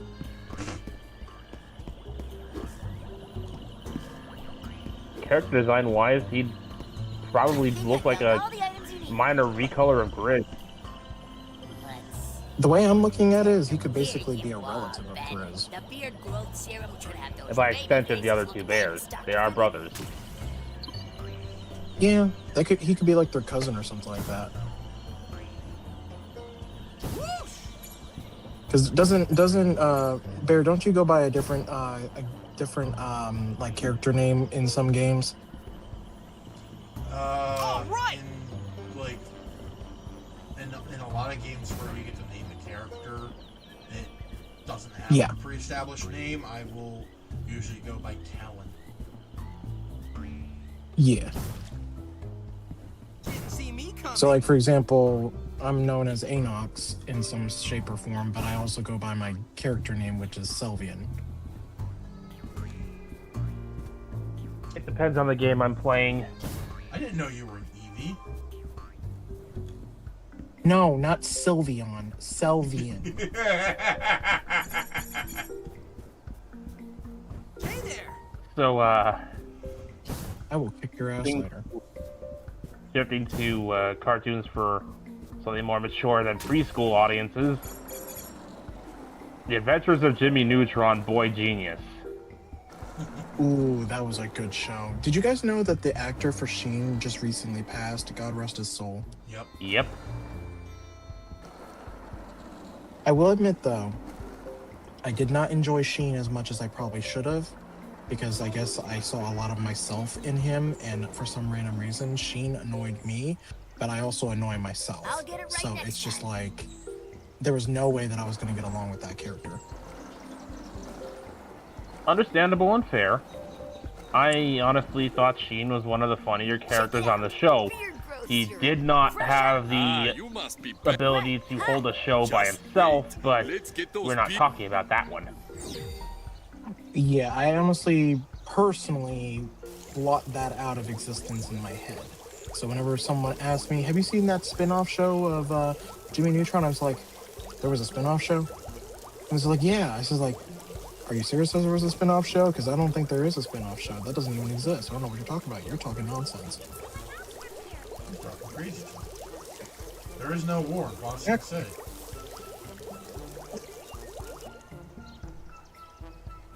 Welcome to Ba Sing Se. Welcome to our beautiful city. I'm Judy.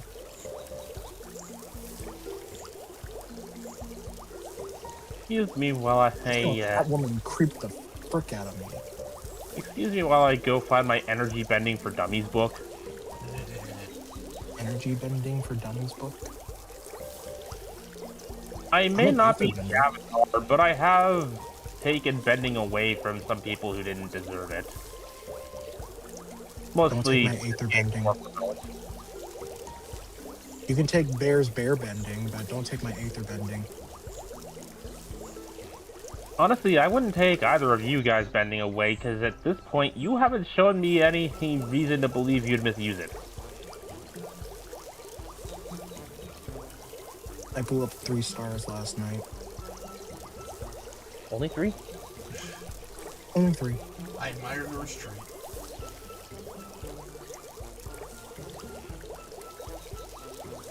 Are you freaking growing a beard on that guy?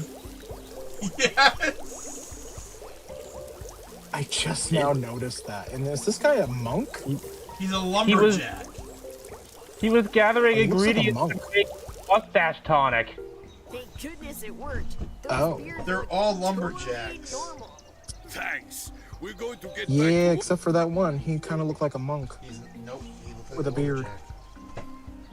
Ben, good You to look like see a, you again. you look like a Thank you lumberjack. again for helping with the lumberjacks. I Dr. don't have a Vivian beard. saves the day once again.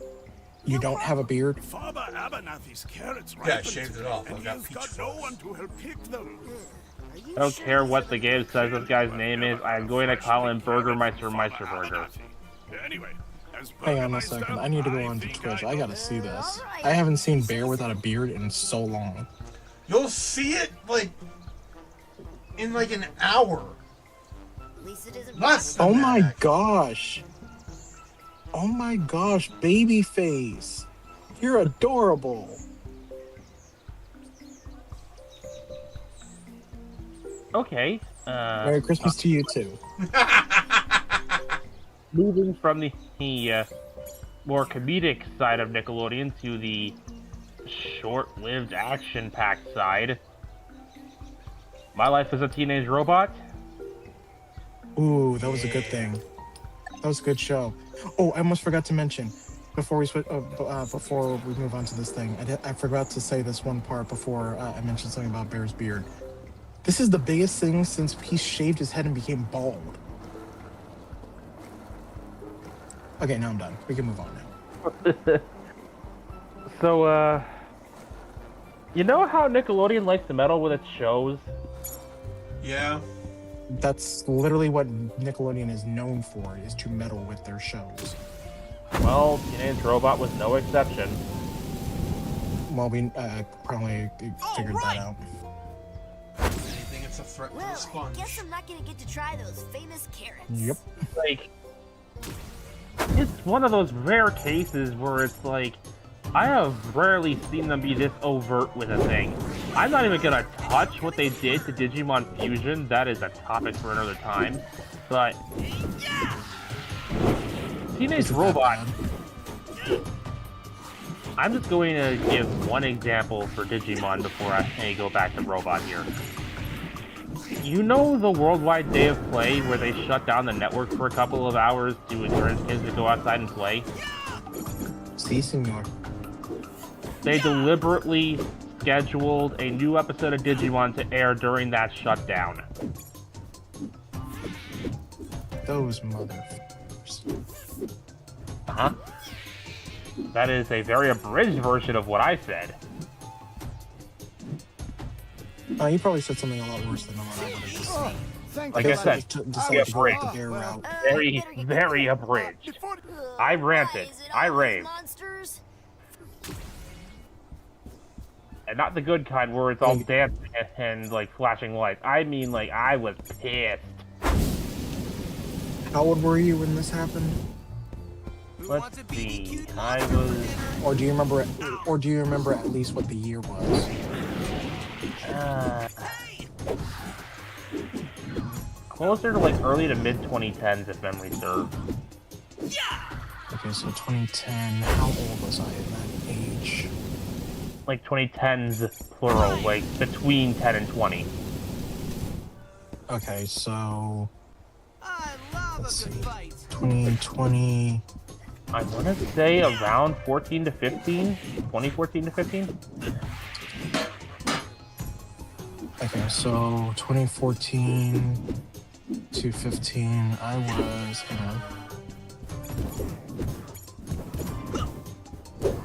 I was in my 20s. If we go with 2015 on the dot, I would have been about 10 years younger exactly, so 21. Wait, are you and I the same age? I am currently a 31-year-old cat, yes. Okay, so who's older? February 1994. You're older. May 1994. Okay. All right. Bear's older than both of us. What alien do we get this time? Forearms. Back in action and ready to lend a hand. I've seen better forearms designs, but this one's not awful. Didn't even break a sweat. It is basically just the classic one with the proportions remixed. Time for some action. Not a big fan of the Jaw. wind up.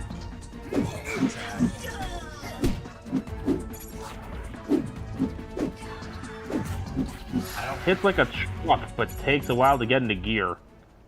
I'm not a particular fan of button mashing. You're outnumbered. Forearms to 2.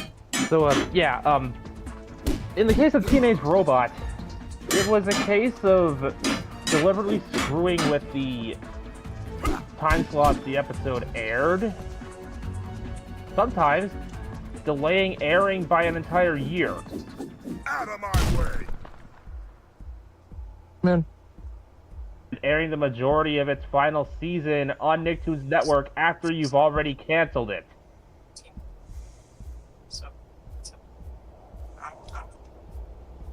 Yeah, we're probably gonna stay at 4:30. Hey, sorry guys, I was talking to one of my supervisors. You're fine. It's basically standard stuff for Nickelodeon, but it still kind of aggravates me because, one, I do consider myself a fan of the show. It was a fun little action show.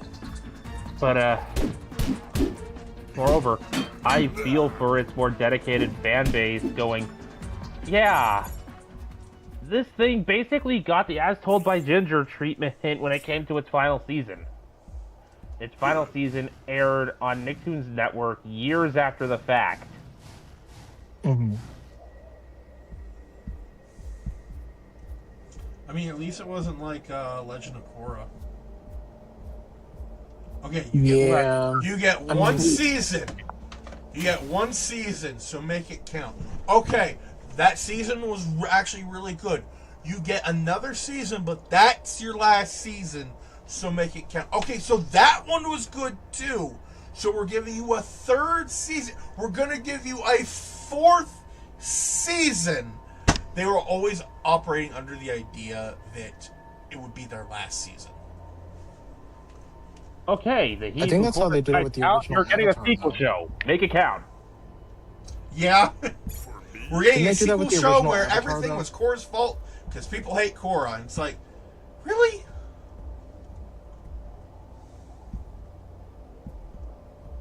I mean, But I don't didn't they mind. do the exact same thing with the original Avatar, where they basically just kept putting everything like as if it was the last season? No. That's interesting. But okay. Over there. Let me at him. Say make one. Sorry. I lost my train of thought there. Sorry. Let's see. I had mentioned Teenage Robot, the last season airing years after it got canceled. In the moment, while I was growing up, I didn't even realize the show had continued past the Escape from Cluster Prime special.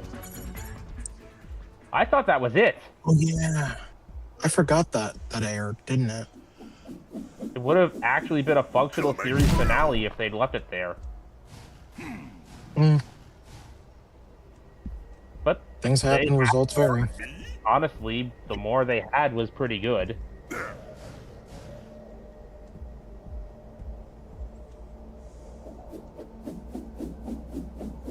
Prepare for impact.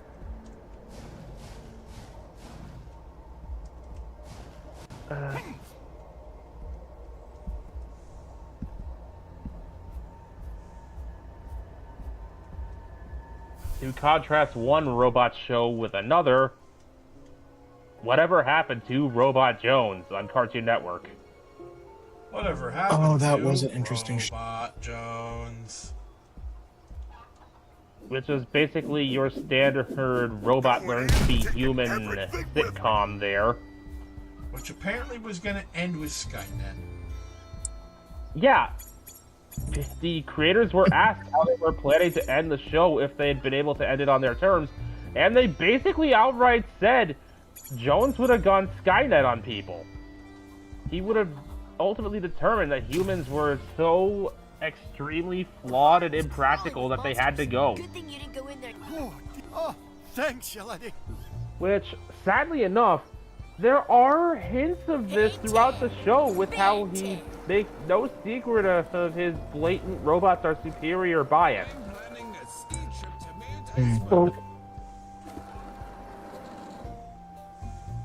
But that would also require a degree of continuity in the show that it just did not have.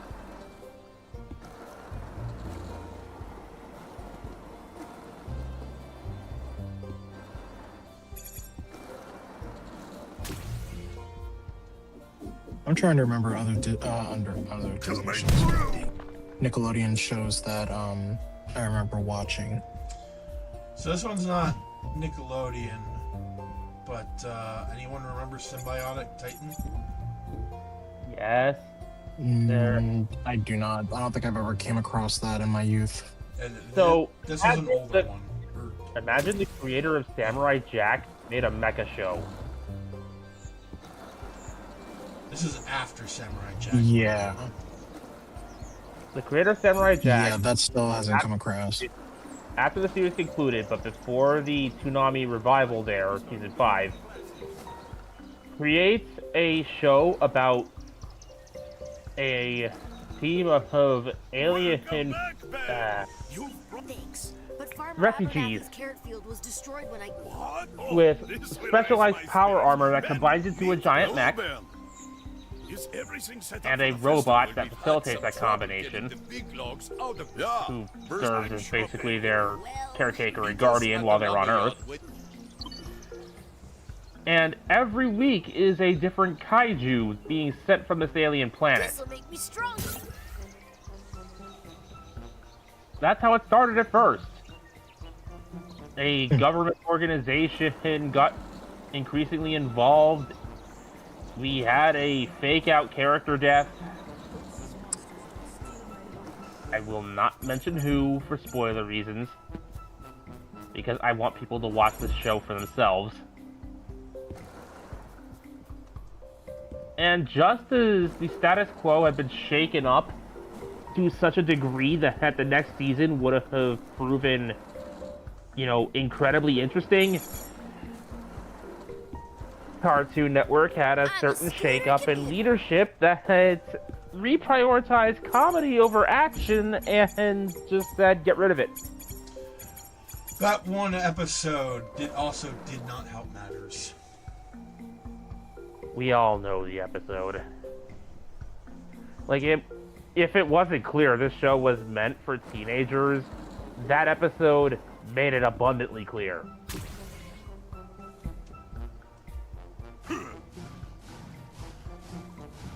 But, yeah, also, I just remember this one. I believe it was on Nickelodeon. The 100 Good Deeds of... It was a live-action show in the 90s. It was Nickelodeon. Yeah, let me see. The 100 Good Deeds of Eddie McDowell. Yes. Oh, that was a good show. Temporarily reincarnated as a dog. I forget, did he ever reassume his form, or did he decide to stay as a dog? I think the show ended before he could do anything.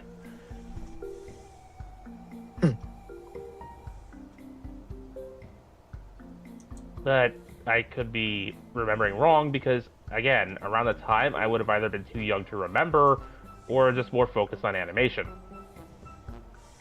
I'm pretty sure it's probably the latter. Because I was the same way as a kid. Some live action stuff didn't really stick to me. Like, the most live action I was readily willing to watch was Power Rangers. Yeah, that was not me growing up. I don't know why I had a problem with Power Rangers back then. Bear could probably give me like a couple of reasons why, but nothing really comes to mind of why. You thought the suits were dumb. No, it wasn't that. You straight up told me that. When did I tell you that again? It was during one of the ski trips. Okay, that was probably one of the reasons, but I don't think it was the main reason.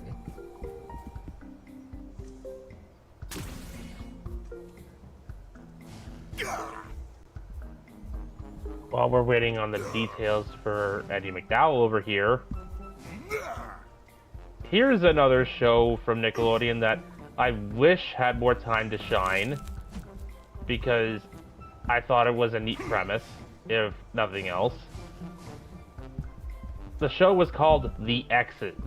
This is nothing. Oh my gosh, I remember that now. It was about a family of super spies who were basically undercover as a standard suburban family. Honestly, I feel like they were a ripoff of the Incredibles. Given the timing, more than likely. But I still feel like the show actually been good if they'd put in the work. Like, there are very few concepts that are dead on arrival. This one was definitely not one of those. So, the 100 Good Deeds of Eddie McDowell was as mentioned, a live-action series about a asshole punk who... That's a very accurate description. Yes, did a lot of bad... he was an asshole. He did bad shit. And,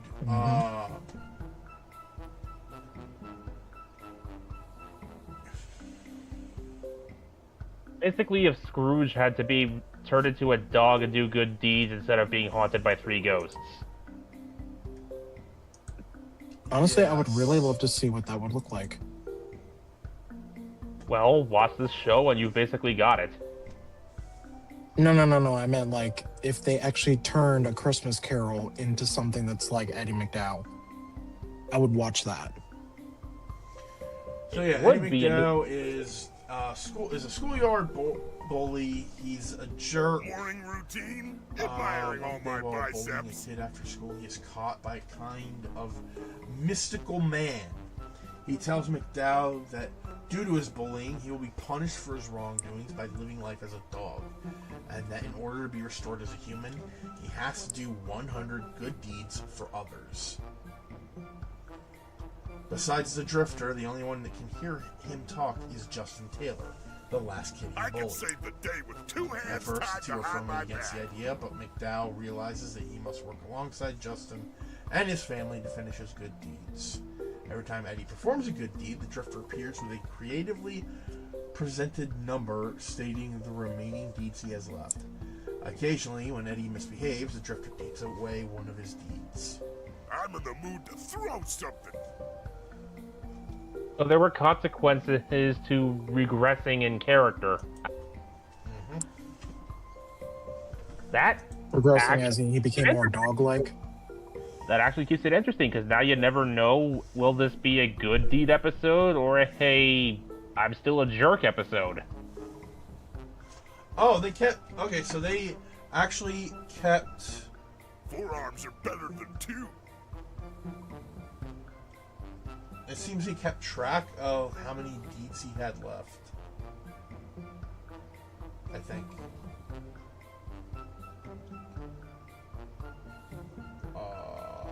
Okay, not... Okay, so... The day needs saving somewhere. Okay, starting with season 2, they kept count of how many deeds he had left. By the start of season 2, he was already down to 87.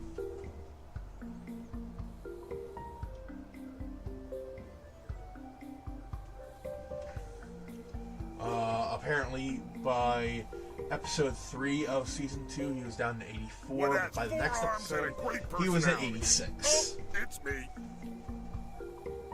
Oh, wait. Oh, these were aired out of order. What the hell? Yeah, that happens a lot in television. I hate when they do that. Yes, it did. If we're talking live that's action hilarious. 90s, then let's go find trouble. It's inevitable that Animorphs gets brought up. So I just want to say that by the end of season 3, he got down to 60 deeds.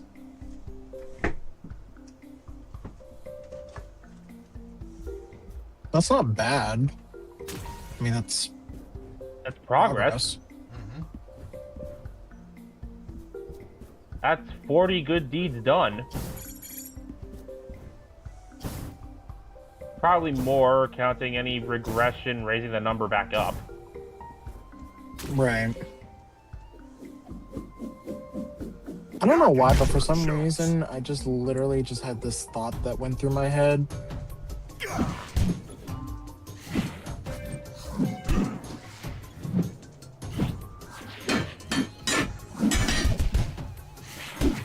That would be...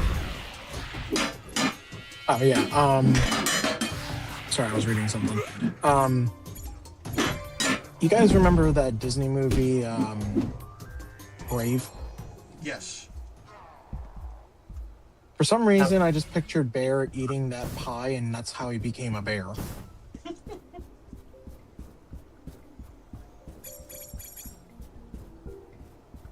Oh, wait, it wasn't a pie, was it? It was a cake. Since we brought up live action shows from Nickelodeon from the 90s, it's kind of inevitable that someone has to bring up Animorphs.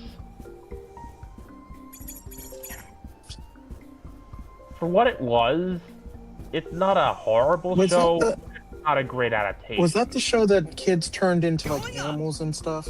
Yep. Yes, it was an adaptation of a book. Oh, yeah, I remember that. For some reason, I thought that was like a series that came off of like Goosebumps or something like that. I don't know why I thought that. I mean, probably did come from the popularity of the Goosebumps show. So, I'm going to just put this out there right now. When people say the Animorphs book series is incredibly dark, they are not kidding. Because this is a war story. Like, to the point where the authors made the ending deliberately dissatisfying as a statement about the hollow nature of war. They also killed off a lot of characters. I've got a fireball with your name on it. Yeah. There was an entire legion of Animorphs that ended up dying in the finale. Yes! There was Correct me if I'm wrong, were they being hunted? The Animorphs were indeed being hunted by an invading alien army. Oh, see, here I'm thinking that it was like some kind of Coming in hot. other thing other than aliens. I did not remember the aliens part. Yeah. The Yeerks, who are a genuinely terrifying concept. Imagine losing any ability to control your body, but you're still aware enough to see, hear, and feel what the thing that took over control of your body is doing. It speaks with your voice, but you don't mean those words.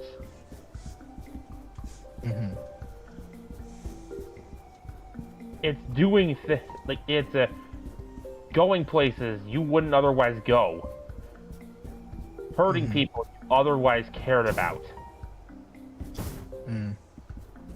You are trapped as a prisoner inside of your own head, and you can't even scream. That sounds like my life right now. Out of my way! With the stipulation that the thing that took over your brain has to return to a special feeding pool every 3 days, or else it slowly, agonizingly dies, and if it should somehow fail and starve to death, or otherwise you manage to escape the Yeerk pool while it's out of your head, either you get recaptured and infested with a new Yeerk, or you get eliminated. Who wants a BBQ monster for dinner? And I am not exaggerating when I say getting killed is the more merciful option.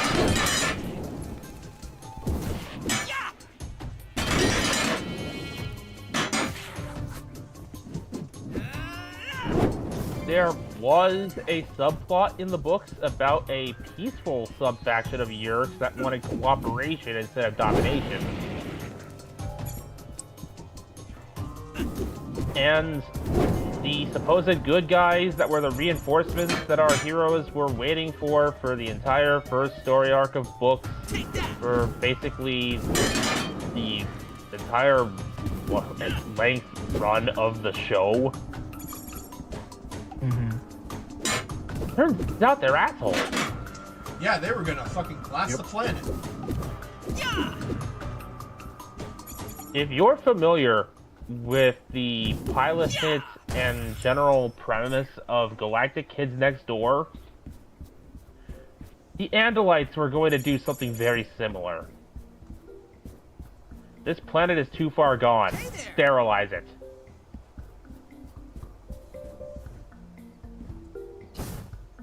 Hey, Bear. Yeah.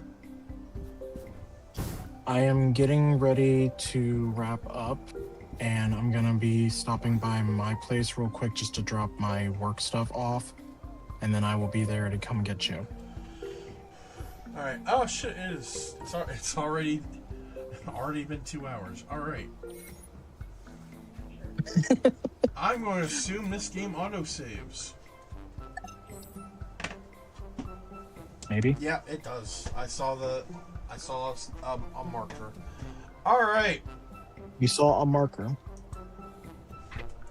So, thank you all for watching. This has been Vegas Bear 92 with Mekumon and Anox Warp 94. Briefly joined by Silas. This She is missed. is this is not a one-off. Yes, I know, shocker. We're playing this until completion, so that Mekumon can have a break and hopefully get his sleeping schedule fixed for Resident Evil 5. Because as bad as that game is, I wouldn't miss it for the world. There's no way I'm letting her go in there without backup. Yeah. Thursday, Webb will not be joining us, so I do not know if we will be doing Super Robot Wars. That depends on Taro. Saving the day, that I can do. And if not, I guess we could play something else.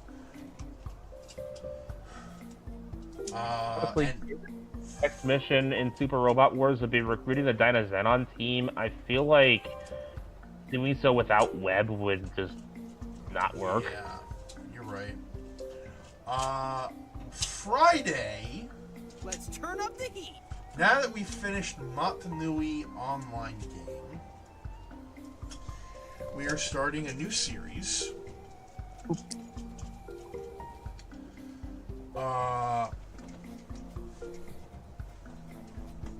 I'm trying to remember this one. Is it time to let off some steam?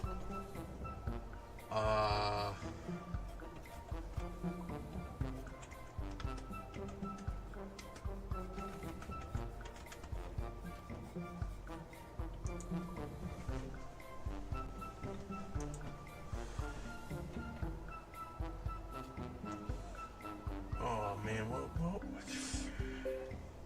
It had to do with the costume. Is something burning? Oh yeah. A bear costume? No.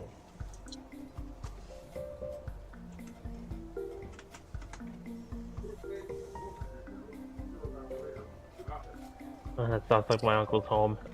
Mute for a moment.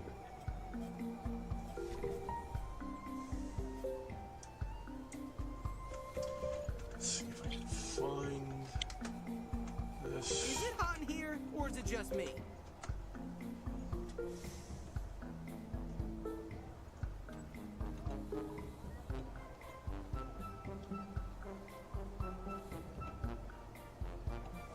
Guys, I'm switching to my car audio.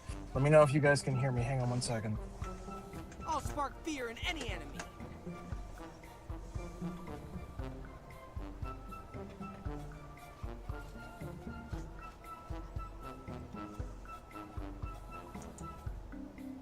Can you guys hear me? Yep. Okay, good. Yes. Sweet. Well, it was. Monsters Can't is find my the meme, but specialty. it was about Batman's costume.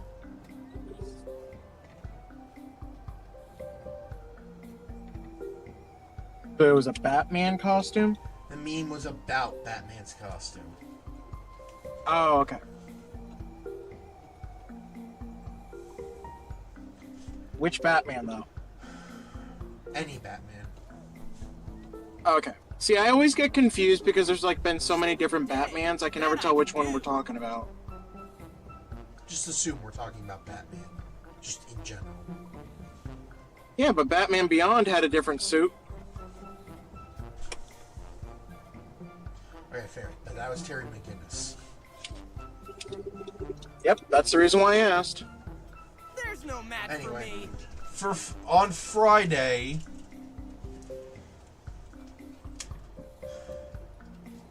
starting on Friday, we are starting the Arkham series. Arkham! I can shine some light on the situation.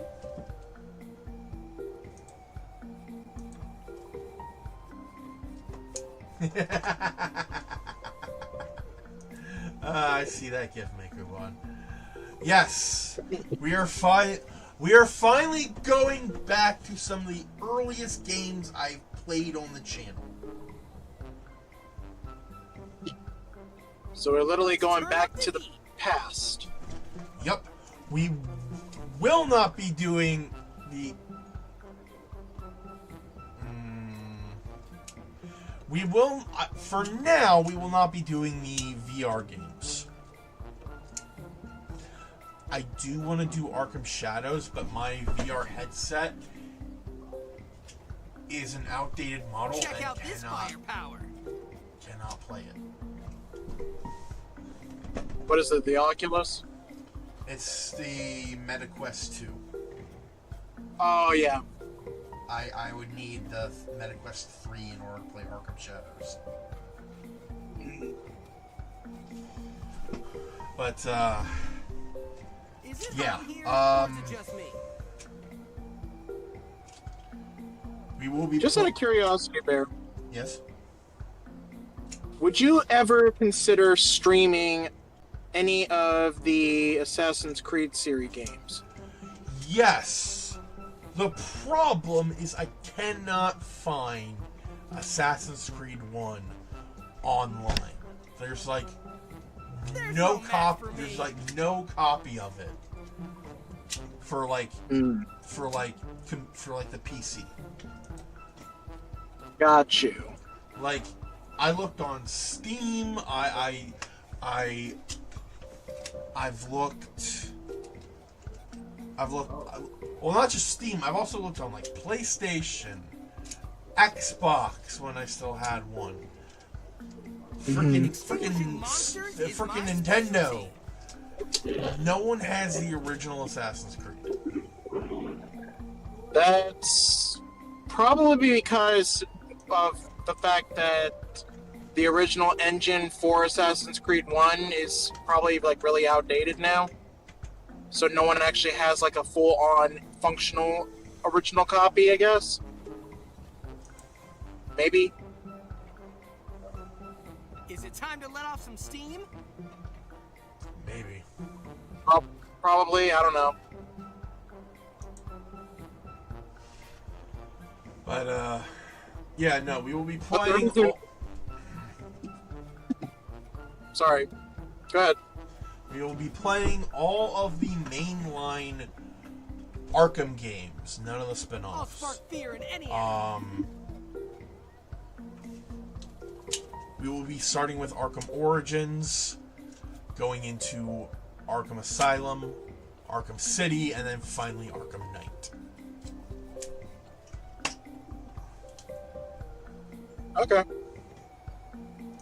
What I was going to say before I cut you off by accident, I was going to say that I'd be willing to jump in, even if it's like a side series, because I'm actually pretty good with Assassin's Creed games. That...